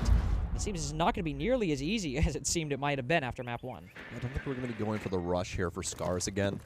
Usually a pretty good option when it comes to barrels. BD will likely be ready for that as well, as we've been seeing that quite often. Selma's the only thing that we have available to SCARZ when it comes to their hard breach, so he'll be focused not only on the garage wall that we saw him get earlier, but also the IT breach as well. We already talked about how unbelievably important this area is. You've probably seen quite a few pro players talk about it as well, especially with just how difficult it can be to cover that space as an offender. Fishlike's going to get a big pickup on Ask, a little discovery moment here for Rek as he ends up getting called out by that Banshee. But a nice pickup there from SCARZ as they will continue on their warpath, just grinding away at Black Dragons, sanding them down time and time again, and just showing Black Dragons you cannot just try and rest and wait things out and hope that your mechanics pull you across the line against us. It's going to take a lot more heavy lifting. Good will make that fact known. Able to make it a 4v4 by taking down Rek, who was just kind of moving around the connector on the electrical side for a bit now. Will punish that disrespect from the Lion. Still holding out on the top floor alongside the Legion, like with some vertical angles, watching down into the B site itself. Make sure they can't just, as you said, hop in that window and go for the plant, though there is no Ying on the board. Nita waiting to punish some of that over-aggression for Black Dragons, too. As the roamers start actually moving back down to the bottom floor. Fish-like cutting off Florio. Cutting off the retreat for the defenders, too. Both players. Oh my god, just such an easy kill. Isolating and slow peeking that 1v1. Ah! 4 kills in a row for Fish-like. Ace denied by Nux. It doesn't really matter with the work he's put in up until that point. Good C4. Nux. Another long angle shot, but Nina. Moving SCARZ up 4-1 on Nighthaven, and Black Dragons took that tactical timeout to try to fix the mistakes of round 3, and they have been faced with a whole new batch of problems provided by SCARZ. Fish-like, I'm trying to be like Fish, man. That is something else right there. Just moving aquatically. Quad kill out of him, almost gets that last player as well. I mean, what more can you ask of one guy with an SMG-12 trying to hold down Fork Stairs? I mean, so much there for him, a lot of value going his way, and really, for Black Dragons, just a lot of things pushed forward in, that strategy overall. A lot of people trying to get that big opening moment. But once again, this is the one thing. When it comes down to these moments where you're taking these gunfights up against SCARZ, a lot of the times it ends up being kind of a 50-50 moment. And the biggest issue right now is that SCARZ have been so good, Carter, at getting away post-fight and coming back and finding yet another frag and just constantly making life more difficult for Black Dragons. Those refrags are never coming through in a convincing way for BD. No, unfortunately not. You also look at the scoreline right now. 3 of Ask's kills came in a round that they lost. Came in round 4. Ask has been the opening death 3 times on this half. I mean, on attack and defense, he's been one of the main roamers or main flankers for Black Dragons, playing that Nook, trying to find gaps, solo roaming around the bottom floor. And I think there are just so many tools right now, or even a lot of teams are just aware of that play style at this point. SCARZ are no slouch of a team. I mean, even back in Copenhagen, these people were saying, hey, this team might be real, might not be very good at opening breaches, but hey, at least a lot of the time they have the game figured out. Again, though, I will say, oh my god, they've timed it perfectly. Got to give Black Dragons credit on the util game right there. Oh no, Carter. He's got 1 EMP left. They're cooked. I mean, they don't even have any other hard breaching. It doesn't matter.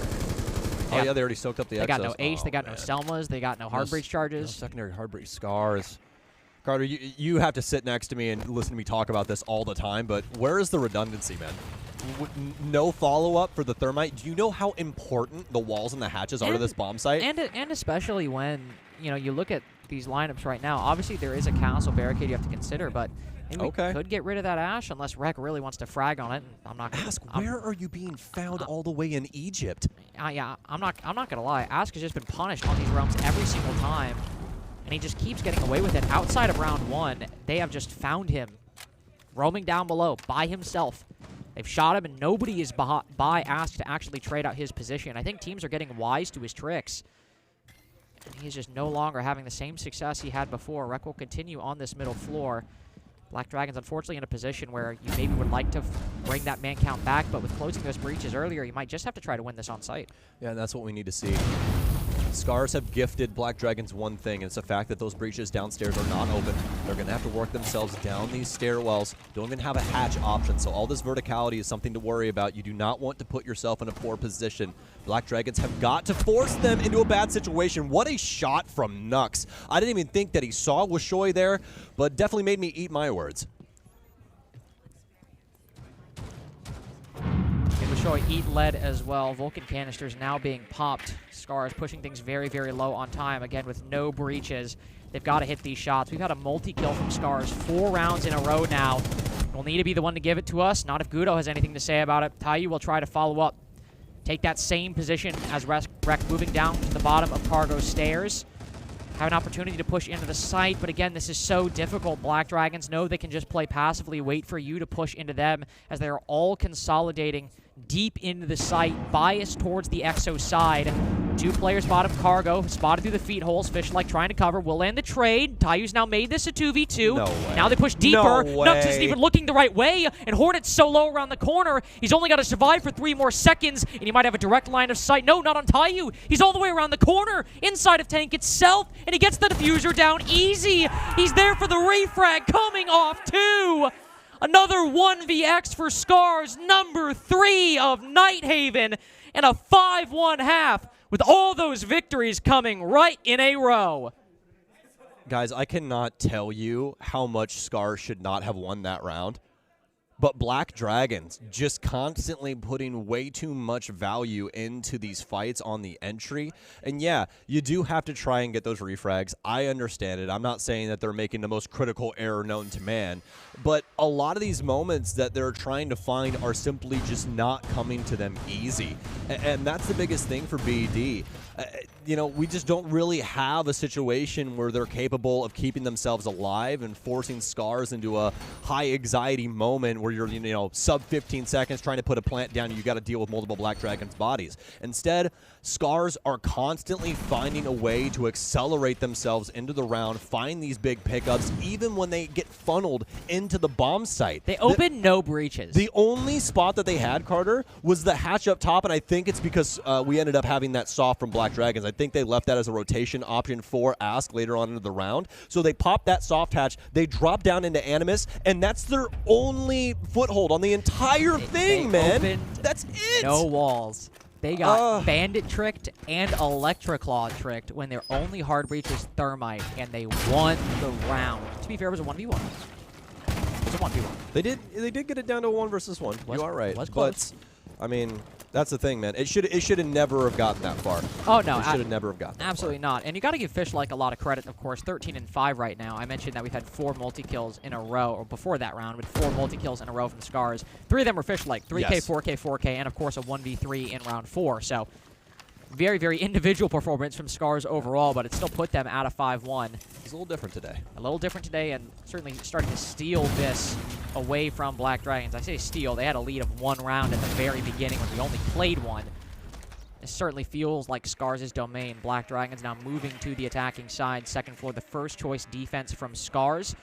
IT breach open very early on, looking to find any of this utility with the Twitch drone. I don't even know what they found beneath that desk. Was that a mute jammer? What was that? Was that a Valcam? No way you can put a mute jammer in. There had to be a Valkyrie. I was about to say. Yeah. I don't know how you spotted that. Good work. Yeah. Well, Selma out here trying to break up this mirror window. He's going to get it too as they're just spamming the angle. Rexon trying to get that kill back, but Ask will deliver instead. And I mean, he'll be counting his lucky stars. He needed something to start feeling himself once again, although that will be his 6th kill. We've talked to you about these opening deaths and how big of an issue they've been so far in this map. That's Black Dragon's 2nd win in the early round. Though Ask is, if you ignore the 4 opening deaths, he's 2-0. He's been involved in every single entry engagement except for 1 in round 4. And if my grandmother had wheels, she'd be a bike. True. Shout out. Oh! Just immediately gets swung by Washoy on this retake of Garage. A lot of good, I guess, good finding by the utility for Black Dragons, but trying to get a little passive, and SCARZ taking advantage of it. Regaining control, looking to get aggressive. And that's the scariest thing right now. This is a situation that is completely winnable for SCARZ. We've been seeing how they've been performing, probably outperforming their usual when it comes to gunfights, and they're going to do it once again here as Tayu will start us off. Had the shotgun close on the breach and the door, so difficult to find. Gudo taking advantage of his divided attention on electrical. Can't land the shot on that C4. Great secondary utility usage from Washoy. The Grim and the Ying using so much of their utility, and it has not bought them anything other than a 1v3. Nux will need to be 8-6 by the end of this 13-second round. There's one down on the floor. Has got so many bullets to make this work. Still an easy trade for Washoy. 6 rounds in a row from SCARZ. 6-1 on Nighthaven Labs. SCARZ are delivering right now, and Black Dragons, they cannot find a way to get any consistency inside of these rounds at all. It's really messy. Even with the opening kill going their way, they just don't really know how to break things down to make it to where they can actually apply proper pressure to SCARZ, especially as SCARZ start to fight back. I mean, they were able to delay Black Dragons out there for quite some time off the back of their utility game, and let alone that fact, but just having the shotguns implemented in a convincing way too. You know, you think of the area around electrical, you think of the area around IT. A lot of that is basically no man's land for Black Dragons, all things considered, is that M590 with one blast will remove you from play, and they just never really get anything else of value throughout the rest of that opener. So now SCARZ end up at a 6-1 lead here, which is just absolutely diabolical after what we'd seen on Cafe. You'd think they'd kind of be mentally boomed a bit, but clearly not, as they are on the war path to Consulate right now. Would you say they're bringing the boom? I think they are bringing the boom. How many booms, Carter? Enough to buy a double chunk chocolate chip cookie. I'm thinking about that chicken bake, man. Come on. Come on. I got to give SCARZ credit. We actually have a ball game now, though. Map 3 seeming very, very likely at this point. If it doesn't happen, I will try and do a backflip for R6 Esports Socials. And I think ultimately, Sam, the thing that I'm thinking about is we're up 6-1. SCARZ have looked like the better team, I think, on their pick, but also I think you can make an argument even on Cafe to some extent. If you think about the team that was making a lot of the most obvious glaring mistakes, it was Black Dragons. Yep. And the issue is not that you know, SCARZ were creating these opportunities. It was more so that just SCARZ were failing to punish them even when they realized they were there. And so now when you look at Nighthaven, and it has just been SCARZ making the right moves, winning the important fights, winning pretty much all of the fights, it seems, if you're fish-like. 14 of them at this point. Pretty wild that Black Dragons qualified through the LCQ on this map up against Furia, who came back from a 6-1 deficit at SI to be champions up against FaZe. Don't remind me of that. And then we're here. 6-1 in favor of SCARZ right now. I don't want to think about that, man. I don't want to think about that. I do. I don't want to think about it. It was pretty great, man. You think Black Dragons got a 7-rounder in them right here? Absolutely not. Not looking with like Fish it. on the team. Not with Fish like on the team. The guy's a demon, bro. Oh, man. Keep him caged inside of barrels, dude. You can't let this guy on the street. Blitz and Finka now shut down. I was going to get it. Oh! Unfortunately not. Ass good for the trade. 3v3 now for Black Dragons. Got direct intel on the Cade. Sitting inside of Lounge as well, though he will pull back towards Exo Stairs. Does have a C4, so playing down below, not exactly a bad option, though there is a lot of indestructible floors on this bomb site. At least might be able to dodge a drone and maybe catch Black Dragons off guard. It means Wishoy and Nina are in a little bit of a difficult spot. Ty. Good work from Ty, who does that exact thing. Cade pulls back. Black Dragons don't donut. They lack the intel. Okay. Candela goes out, but That's this it. game's over. I mean, Gudo will pick out that goo mine, but all SCARZ need to do is just not peek at this point. They've got one guy in sight, one guy to his left, one guy on the right, and here he is stuck in the middle with us. They win it on frickin' Kitchen, man. Yeah. What? Why not? This site sucks. It's about sending a message. Oh, dude. It's about sending a message, and SCARZ have sent it loud and clear. Gudo will rotate around to at least try to keep a lot of the gunfights in his direct cone of vision. Sends the flash deep, but it's the gunfight around the corner he's got to worry about. 7-1, more dominant than Black Dragon's victory in the first game. SCARZ have sent us to Consulate with the momentum and, frankly, with the best showing out of both of these teams. Absolutely. I mean, they've really hit their stride, and I think they're just feeling a lot more comfortable and just feeling a lot more confident in their mechanics and their ability to deliver here, Carter. That was the huge contrast in comparison to what we saw on Cafe, folks. Cafe, like Carter said, a lot of Black Dragons getting away with things that necessarily they probably shouldn't have. It was SCARZ that ended up just not really hitting their mark, but we see what happens when they're accurate. It's a 7-1 scoreline there on Nighthaven Labs, and we are quickly moving on to Consulate. How are you feeling about visas right now? You feel like visiting a Consulate yourself? If I'm a Black Dragons fan, no.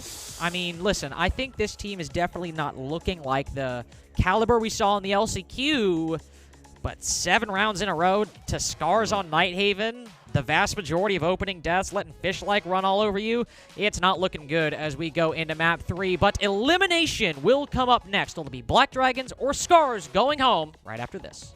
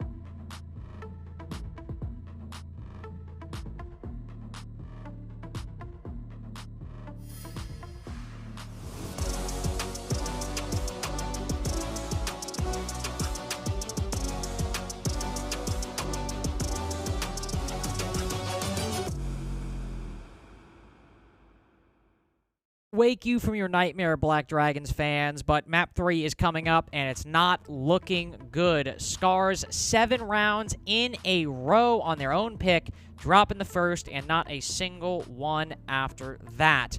But there's one guy I think we really need to focus on for a big reason why that was, and it was Fish-like. 3K into a 4K 1v3 into another 4K. I mean, a lot of the stories right there. Yeah. All you really need to know stat line-wise throughout the entire series thus far, a KPR of a 1.29.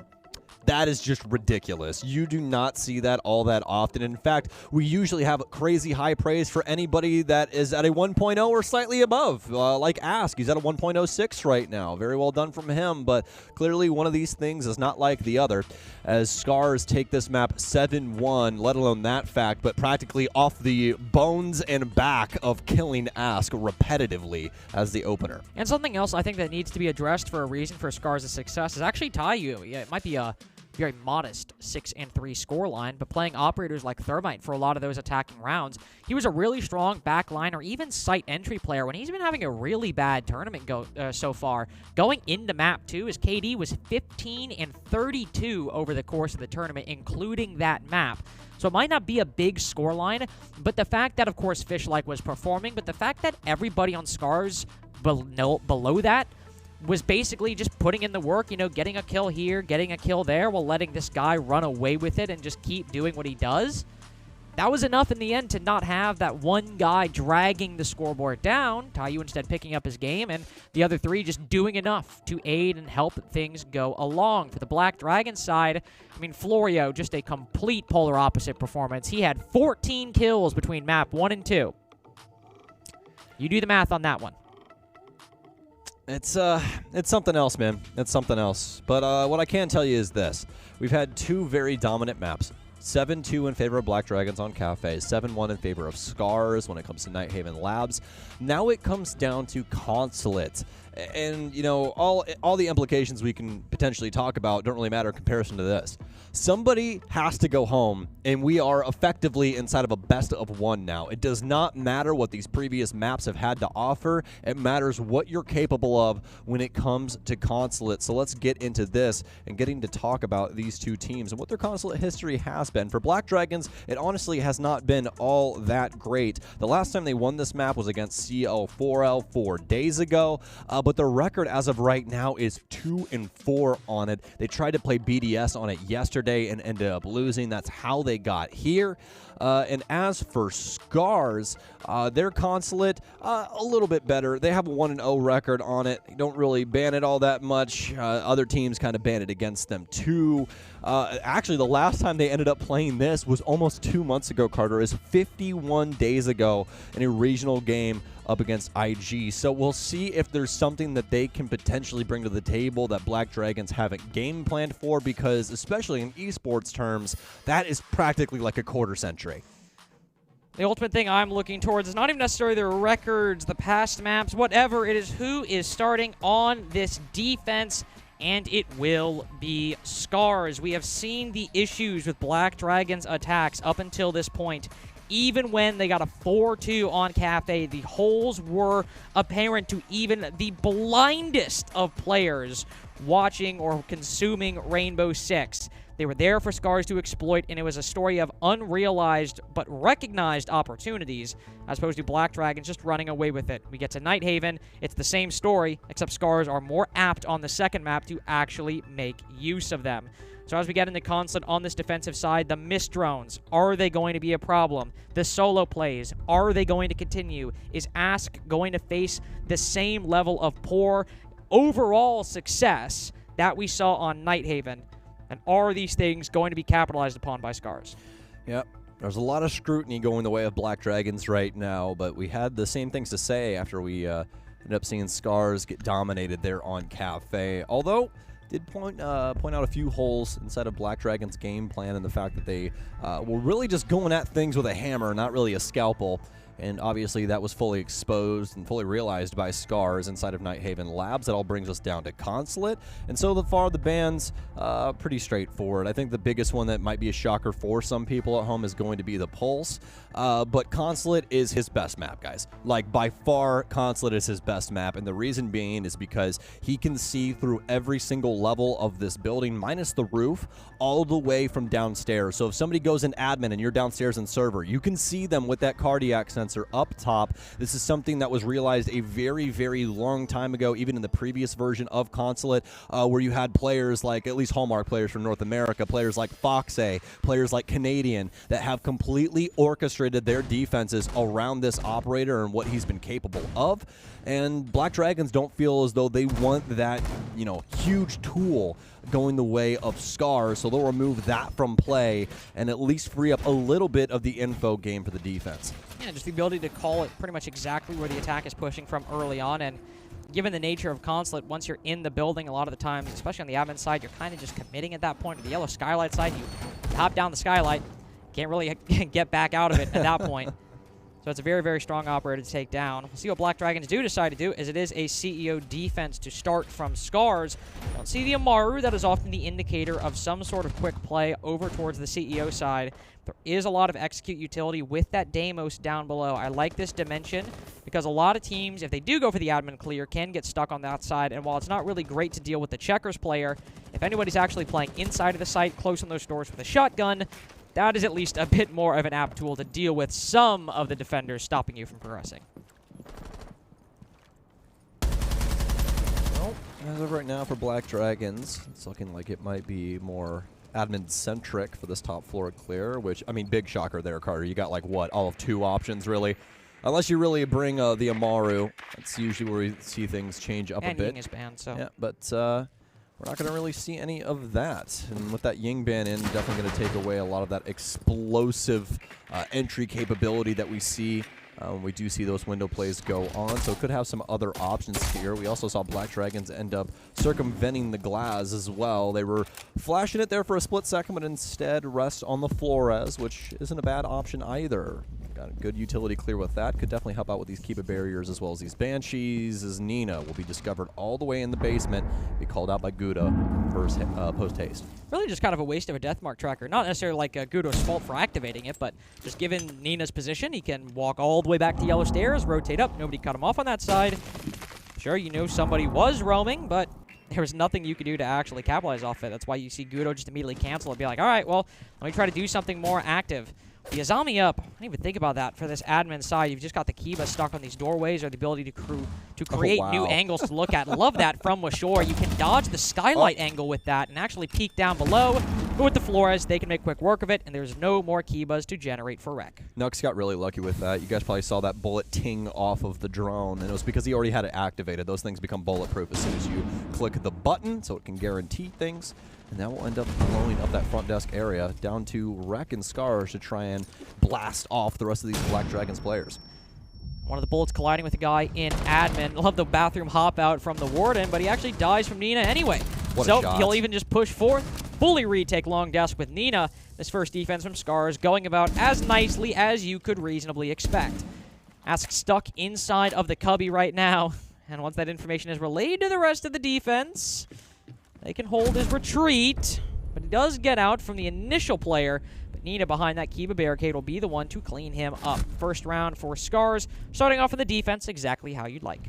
I love how patient SCARZ are there, especially recognizing that the Deimos is in play. The Mozzie brings things back to bear on the site and makes life really easy for SCARZ. They recognize that Black Dragons is going to be going for this admin push. They've got a lot of things to support this, especially given the circumstances of their man count. So many people to occupy these spaces and these angles, and Black Dragons never come out of these situations positively. That's the biggest thing there. Eventually, you're going to have to clash, folks. That's just the nature of the game.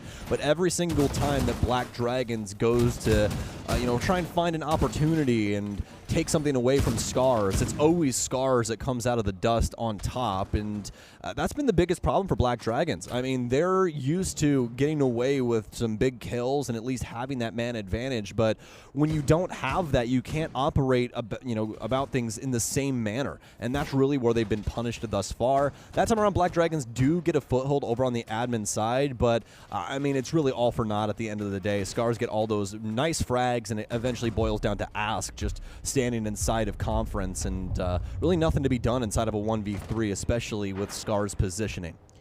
8 rounds in a row now for SCARZ. Something else. Since round 1 of Nighthaven, Black Dragons have been without a victory.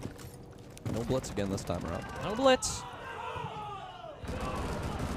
That was through the microphone for the stage. I believe that's Falcons cheering. That is Falcons cheering, and they're playing against Chiefs right now, which is being commentated by Promotion our Aussie boys. So if the Chiefs lose, make sure you guys at Guz and at Jake and make sure that they're okay. Guz actually predicted the Falcons 2-0, though I believe that was a meta prediction to try and jinx it in the favor of Chiefs. So really, you can interpret that however what way you want. Very Guz-coded. Ooh, Fish creeping in. He might just get ahead of the drone, no but he hip-fire headshots him. Carter. Gotta feel bad for Gudo there. This man is so blessed. Things that would never happen to me or anybody that I know for a million, please. He was a little bit close. See, here's the thing. It's like he's close. You got the hip fire, and the P10 Roni fire is like, 60 bullets a second. So that's true, but you only have like 15 chances. True. Don't have a lot of chances. Nux trying to pick up the pace. Ooh, spots the laser sight just around the what corner. A shot, Nux. We needed nice that. shot onto Wishoy indeed. Yellow pillar player looking to get in on the action. Swings off the back of that default, getting shot, but Nina missing quite a few important shots there based off that intel. Fish trying to fight his way back. I was going to say down Visa stairs, but it's actually up into CEO. So the one guy remaining is Taiyu with 1 HP. There's nothing he can do about that. Fish abandoning the players on the site at the moment will now have to creep back down spiral stairs. I believe we have Nux ready and waiting, looking for a 4K, and he will get it. Breaking that dry spell, 1 round since Nighthaven Labs, but it will tie the game on Consulate. All right, let's breathe. Just give it a moment. I promise you, it's just 1 round. Okay, we don't need all that just yet. You know what? I think you do. You got to get back into it, regain that momentum.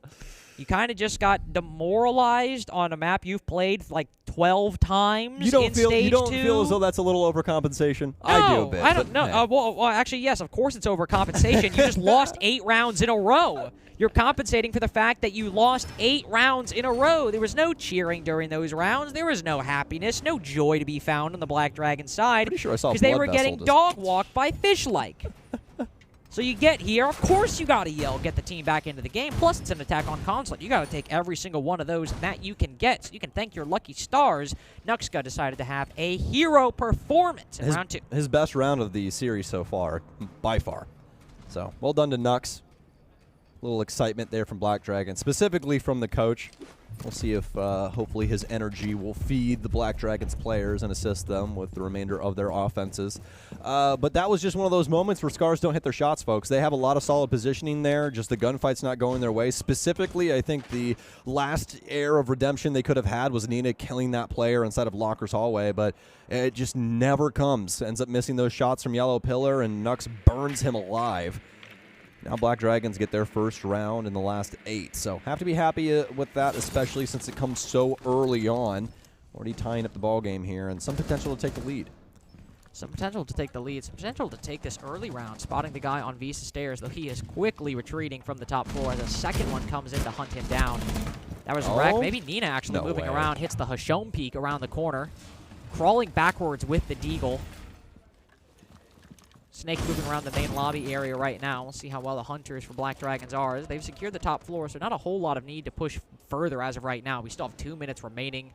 Still have a lot of drones as well, a lot of utility, a lot of vertical play you can get with those boogie drones. So he's gone. That's unfortunate. You would like to get that kill, but you are fine at the moment. Still a lot you can do in the mid-round.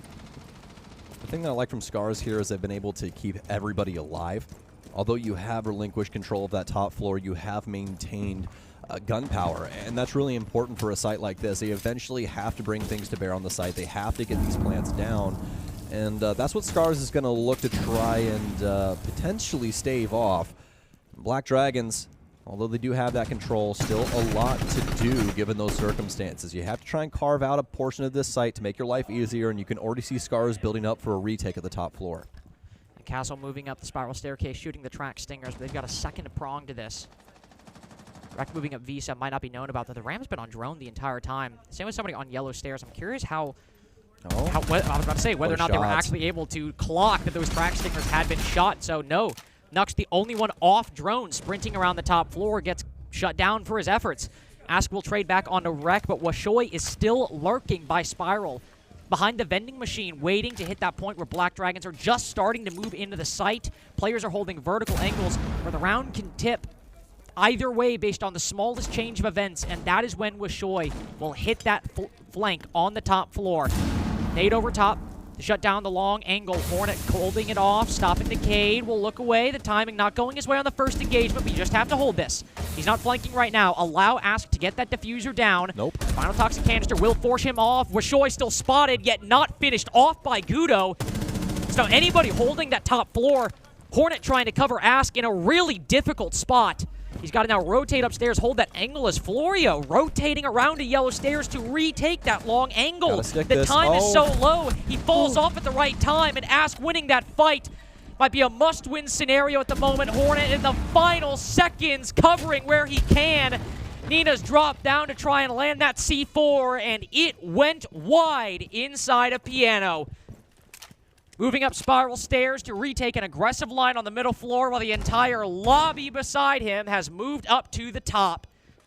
Slowly crouch walking as everybody from Black Dragons will look down upon him, wait for him to start ticking that diffuser.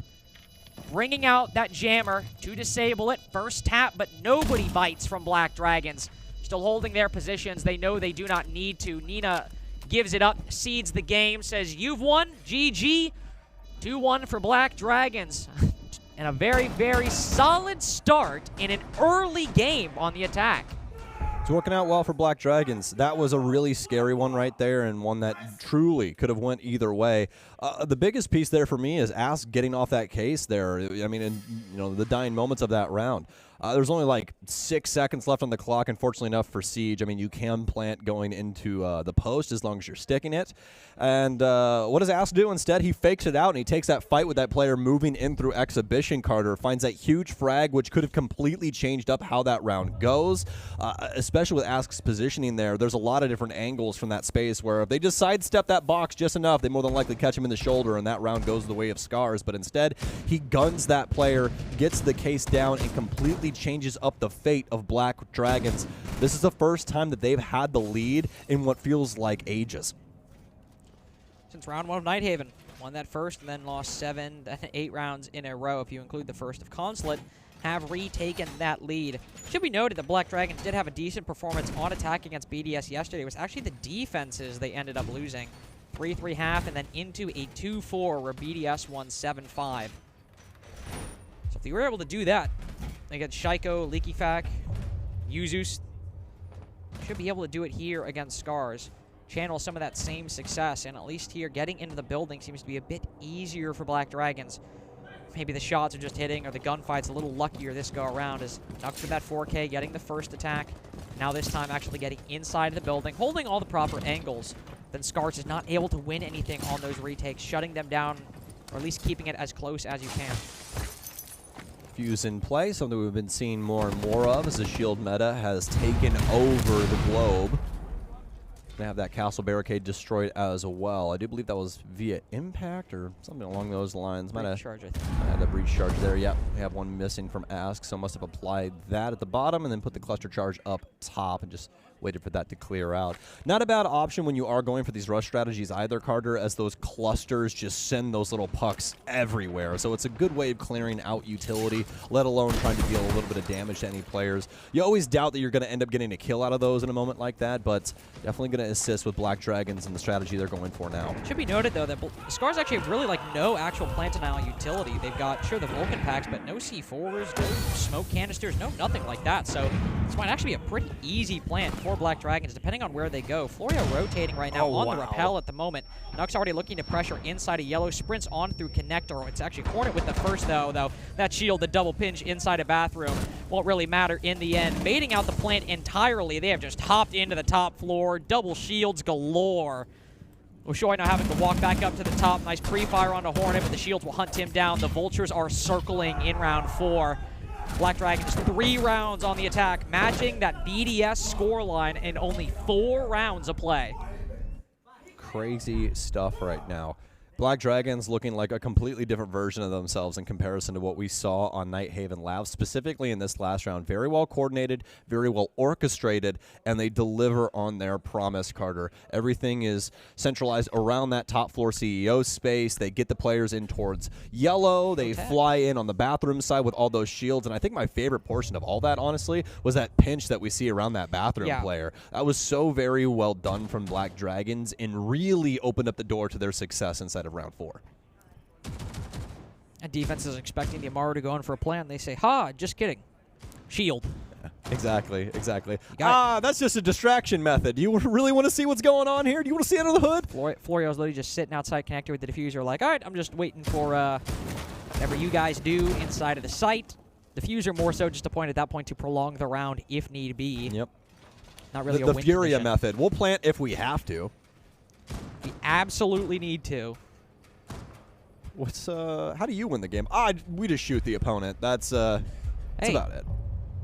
Nux 6-2 and Ask 5-1. I mean, hey, not to say they don't do it in a convincing way. Really just Nux 6-2. Yeah. Got to give him credit for that one. Again, 4 kills only happening in 1 round, but still got them a victory. Yep. And a great performance on the Blitz in the previous one. Not only pressuring the player's connector, but then also pinching the guy in bathroom. So a player that has been been the weakest point for Black Dragons throughout this tournament and at many points during the stage. And on such an important operator, to see him step up in moments like this, very, very important. Now, I will say this, just a little caveat to Nux.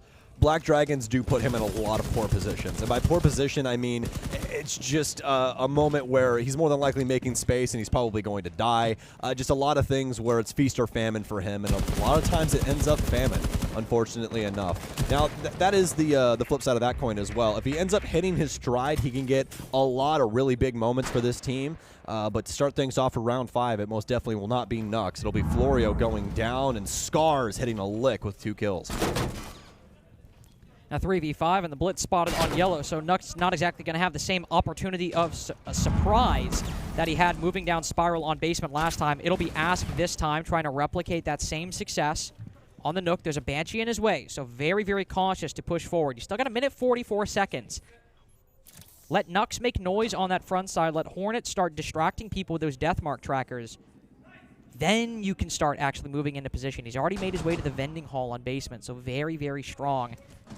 If SCARZ do forget about it, he will find Fish-like, so his presence now known. Nux hunting down somebody on the top floor, but he can rejoin Ask in server. He continues to try and move down the side long hallway, but everyone from SCARZ has moved back to the site. So any kills to be found will have to be from an execute. This is where things start to become an issue for Black Dragons. It's a 3 versus 4, and 9 times out of 10 inside of this series, SCARZ has been the one to come out on top in a situation like this. Black Dragons are trying to change that up. They're trying to be the ones that can be dominant when it comes to these low man situations or just, disadvantageous man count. For Black Dragons, this is going to be a big one here. They've got Ask in on the backside, operating around the locker space, and this could be it as he starts these fights. Starts the pre-fire on the Malusi, but Wishoy on the re-swing wins that one. Nux taken down by the Bailiff the moment he walks through yellow door. Plan was try to get Nux into yellow. Ask holds the cross, at least from deeper into the long hallway bottom spiral, while Hornet watches from the hatch up above, and everyone just loses the fight the moment they actually have to initiate that plan. So it'll be 3-2 for SCARZ, as Hornet not necessarily giving up completely, but recognizing that this is not a very winnable situation, especially with somebody with a secondary shotgun and a TCSG on the short and long angles. Still one more round to go for it to be a tie game, and you're still feeling good if you're Black Dragons ending this half 3-3. Yeah, 100%. A little worrisome, I will say, at a bare minimum, because SCARZ did look pretty potent when it came to their offenses, especially on Nighthaven Labs, but doesn't mean that they're the same beast on Consulate. We'll just have to see. As of right now, they are not even focused on this offensive side. When we do end up swapping, they are completely putting their brain power into what happens here with round 6. So let's see what they've brought to the table, shall we?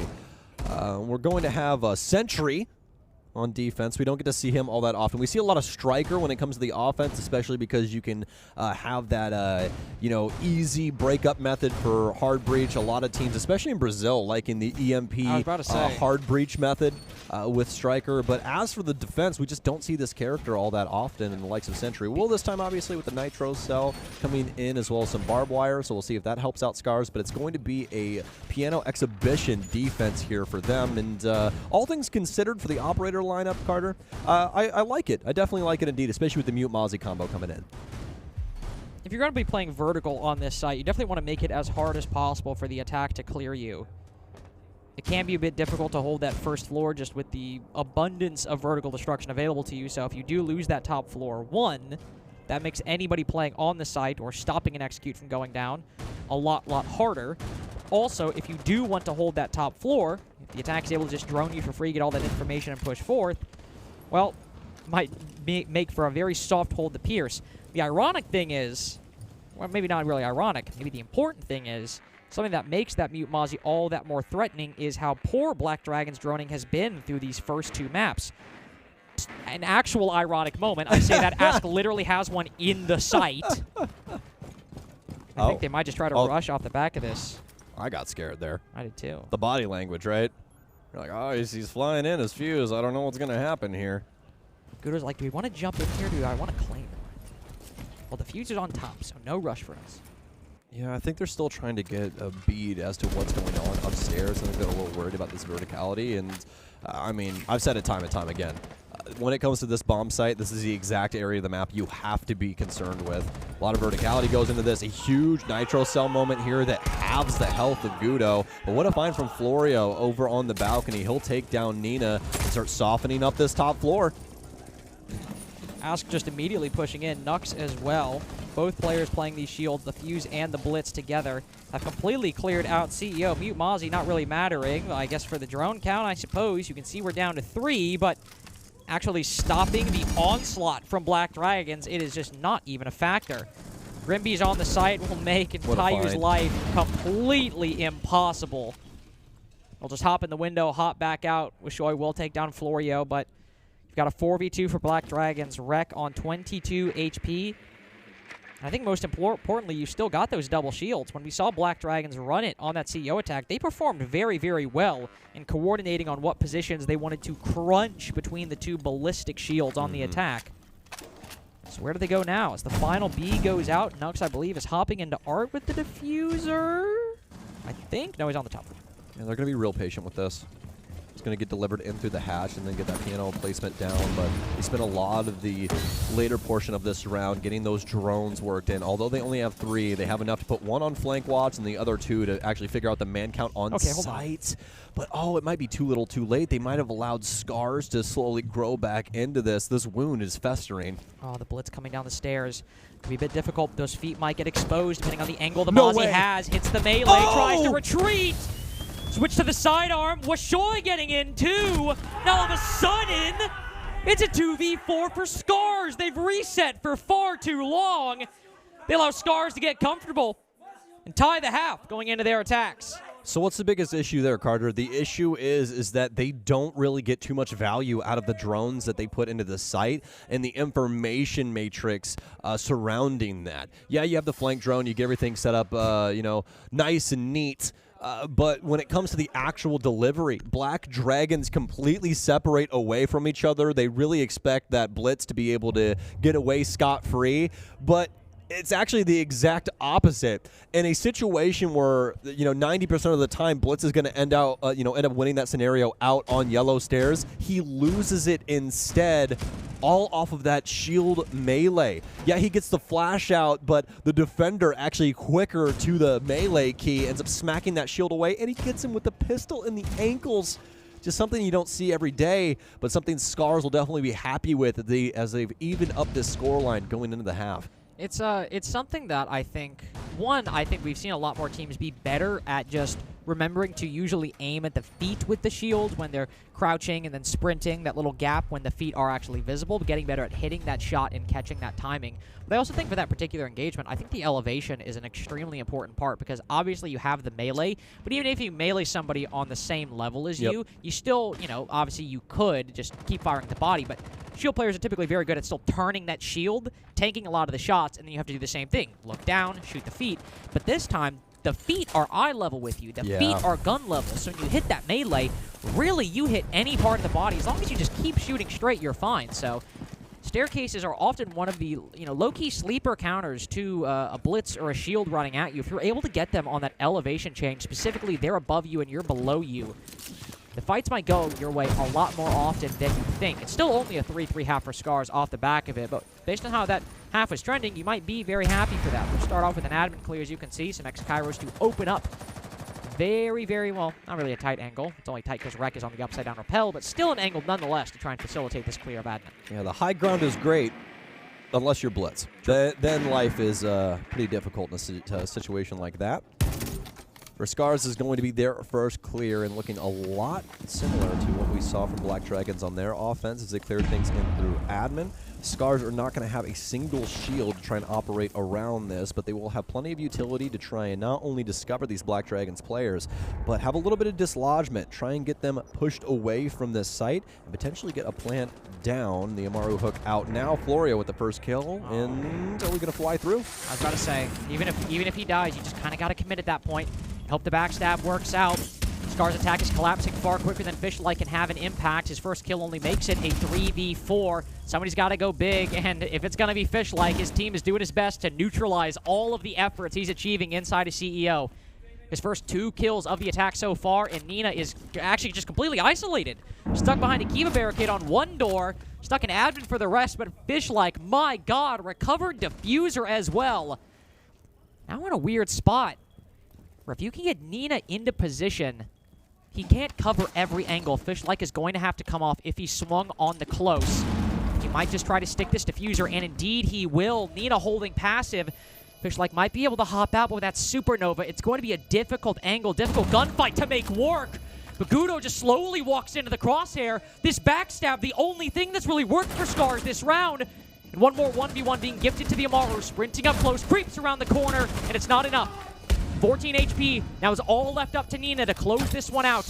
Keep a barricade around the corner to give him a little bit more time. Stall off the damage dealt by that pre-fire. Oh my god. Super Shorty moving in. Azami falls off. 3K for Florio to save round 7 as one lowly Amaru almost snatched it away. That is absolutely absurd. That is just so crazy. You got to feel for Gridlock there as well, as Fishlike does so much heavy lifting in this round, and you're just asked to deliver inside of the 1 versus 1. But that 3 armor, 1 speed on Gridlock just eats at him, Carter. He does not have the capability to move across that top floor and transition with any pace. And as soon as he gets close to that case, Arazami flies off and guns him down. What a moment there for Black Dragons as they'll reclaim the lead after getting tied up by SCARZ and their pretty crazy finisher to their defensive side. Gotta give a lot of credit to Fishlike right there. I mean, putting in the work that he did. But dude, across these last 2 maps, Fishlike has been unlike a fish at all. He's been a shark, dude. Yeah. And, I mean, of course, pretty much going into that round, very little impact throughout the game so far. Even with the team still tying the half 3-3. To be able to have impact in a moment like that. Sure, you don't win the round, but it is good to see that there is still a little bit of that depth on SCARZ, even if we are struggling to reach some of those same heights. But I mentioned that for Black Dragons attacks, or attacking on Consulate more broadly, you want every round you can get. You want any bit of an advantage you can squeeze out of the weaker side. And here we go. Losing that for SCARZ, you're just going to be feeling rough. Yep, I think this is a top floor be damned situation that we might end up seeing here, Carter. You got that Finka in, you've got the Blitz in, and if you're capable of doing it, you can more than likely just fly into that basement area. See if you can end up finding a nice little area to carve out for yourself. They will end up opening up secret, but there's a lot more to this SCARZ strategy than what we see at first glance. They are going to have the Blitz working his way in on this server side, so somebody's going to have to be aware of this, but there should be some goo mines around to stop him down. Should be some goo mines, but I was about to say, there's actually a lot of time to react to that Blitz. You hop through the barricade server side, and the Legion has more than enough time to prepare. Wishoy good for that trade. The Black Dragons hold on to the advantage. He pushes deeper, pushes farther as Nina cuts down Ask. But still, Black Dragons, if it's just one body, now two. This rush just not working out at all on Nina to save the round. First kill, that long angle through the kitchen rotate will go his way. I'll recover the diffuser first. Then we can start talking about what we can do. Yeah. Appears to be in the possession of the defense, though, Sam, as somebody's just sitting on it, waiting for Nina to move. Did not hate the build up there, Carter, but I can tell you what I definitely didn't like. I didn't like Fishlike just trying to fly into the site there, really blind at the end of the day. They didn't know the exact positioning of Black Dragons, and although a refrag moment does come through, it's just not in a convincing way. Black Dragons instead are able to turn all the guns towards that side of the map and end up just firing without really any relief towards SCARZ. What in the hell was that? Nina's got a chance, man. There's a minute left. Oh, but this shotgun close. He's got the stuns. He's got stuns? He just got to hit one shot. Okay, one, then he backs off. I'm actually in disbelief he won that fight on the Boss G. I'm still at a minute 5. I mean, Hornet was already watching him walk up. Hatch is already open, too, so he can play it out that way. If he has any positioning known, at least from that drone, then this could be it for SCARZ. This could be the tying moment. I could. You have a good idea that somebody's probably yellow pillar. You don't know who it is, but as we know, if you have a shotgun, this is the best spot you want to play. SMG-11 in the shotgun close. Flashbang will go out, tries to force some movement, does hit. But you've only got one more. One more flash to actually make a play off of. The time for gathering intel is gone. He will hit the drop, try to make it in. The initial rush works out.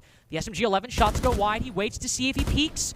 Start to put this diffuser down, bait it out. Try and drag this out just a little longer, but no, he pushes deep. There's no more flash remaining, though. So much indecision from Nina. All that secondary utility ends up going to waste. 1v3. Impossible to finish as Black Dragons get a 2-round lead. Nina just flirting with it too much, man. Especially after hitting that crazy shot that we see on the hatch. That's just something that you almost expect out of Nina at that point. Get that win there. But instead, a very patience-oriented BD capable of finding that moment in behind yellow pillar, and it's going to force attack timeout out of SCARZ. I feel like both of these teams respectively are starting to kind of reach the end of their stamina. Things are starting to get a little loose here. They're starting to get a little disorienting, and both of these teams just trying to find a way through the thick of it. It has been a very hard-fought game specifically here on Consulate. The other two obviously just pure domination out of one roster. And now we come down to this. This is SCARZ timeout to try and stop Black Dragons. This is such an important round, ladies and gentlemen. It cannot be understated. This is the penultimate round for match point. If Black Dragons are capable of picking this up, SCARZ, the anxiety, just everything they've been working on in the last 6 months, it's all coming down to what could be 2 rounds of Rainbow Six Siege. You got to put yourself in their shoes when it comes to these big moments. And round 9 will be the start of this. They get a little bit of reprieve off of the back of that timeout, but now it's back to the hard work. Hopefully you guys brought your shovels. I think one thing that needs to be said for SCARZ, if they want to go for any shield rushes, the core element of a rush of any kind is ultimately some sort of element of surprise combined with an overwhelming use of utility. Now, of course, it's not an exact formula. Sometimes you're more biased towards the surprise. Sometimes it's really more the utility, and the surprise is more so you're blinded by 4 candelas and you just can't see. There's smokes everywhere. So you didn't bring a warden. when you die, it is a surprise to you because you could not see what was happening. But when you have that blitz right there on that long hallway, they got time to set up. They got time to prepare. So imagine one thing is they talked about, like, hey, if we're going to go for fast executes, we got to position ourselves better. Hop into a window right next to the site. Hop in a doorway that is just a stone's throw away from the actual site itself. Don't give them that much time to set up, but look at their actual lineup right now. It's set up for something a lot slower. You got the Brava, the Buck. Well, what? Where did you go down from, Fish? I don't know what happened there. I mean, You got all the He C4s. pops that. We have the TCSG player down here. I think that was a little verticality, though, because there's not even any holes in the wall down there. Yep, there it is. It was actually our Legion. It was Florio that ends up catching him through that verticality. And ladies and gents, this is the big difference between Siege and every other FPS. I mean, you got to worry about a lot of things in every game, but with Siege, I mean, you got to worry about that fourth dimension, man. there's a bunch of things that you have to consider that are just not usually in the discography of a lot of players. It's not in the mental. I think the fourth dimension's time. Yeah, well, Speaking of. You got to consider that as well. And speaking of timing, say, Jesus, Nina. Nina's just bent it. Match 2 holes in space and time. He's found his way into the site at 1:40, but the back's out pretty quickly as Rec cut down. Just holding patiently as SCARZ continue moving into the building, but I think any momentum you're hoping to get off that push from Nina is just not going to happen. The attack more focused on getting the top floor, though Nina's so focused on clearing it too. Joins the player on Visa Stairs. Really good usage of that Dokkaebi call right there with the Brava around the corner. The Dokkaebi going in for the pinch as well. Now if you want to reset, you've got the 4v3, you've got time, but only 1 drone remaining and no other sources of information. This could be it right here. With Shoy, if he's able to land these shots, oh man! Just cannot deliver with the AR of Habana. A little worse for wear. Not a lot of damage going this way, but definitely a scary moment as we're down below sub-minute now. SCARZ do have that verticality as Buck will continue to break that up, but Black Dragons can change up the fate of this round on a moment's notice, especially given the circumstances of Fishlike's life. And do remember, they do have to transition here towards that mid-floor. Only 1 Nitro Cell remains for the defense, as Hornet will have that. I was going to say, Hornet has that, but he's the one going for the flank. I mean, if SCARZ decide to actually go for a plant in server, that's what Gudo can do, but I don't know much else of what can happen. There's a player right here at the bottom of Spiral. Oh, they find him too, that's it. There's that pinch. Nina on for 3, 4v2 now. Maybe wish Hornet was downstairs with that C4, but he needs to hit this flank. He needs to hit this reposition. He's pushing deep into admin, while SCARZ actually just take control of the site. He's got this vertical angle, just watching, waiting for the final seconds to send Black Dragons to match point. Even looking for that second, just for the ego boost at that point. No secondary utility necessary when you just have the God position in round 9. So difficult for SCARZ there, Carter. You have to feel, especially for Nina, as that is more than likely the biggest round that we've seen out of him, and it still goes the way of Black Dragons. They keep that verticality. They play patiently. And although Hornet does have a Nitro Cell, he could try and play that out from down low.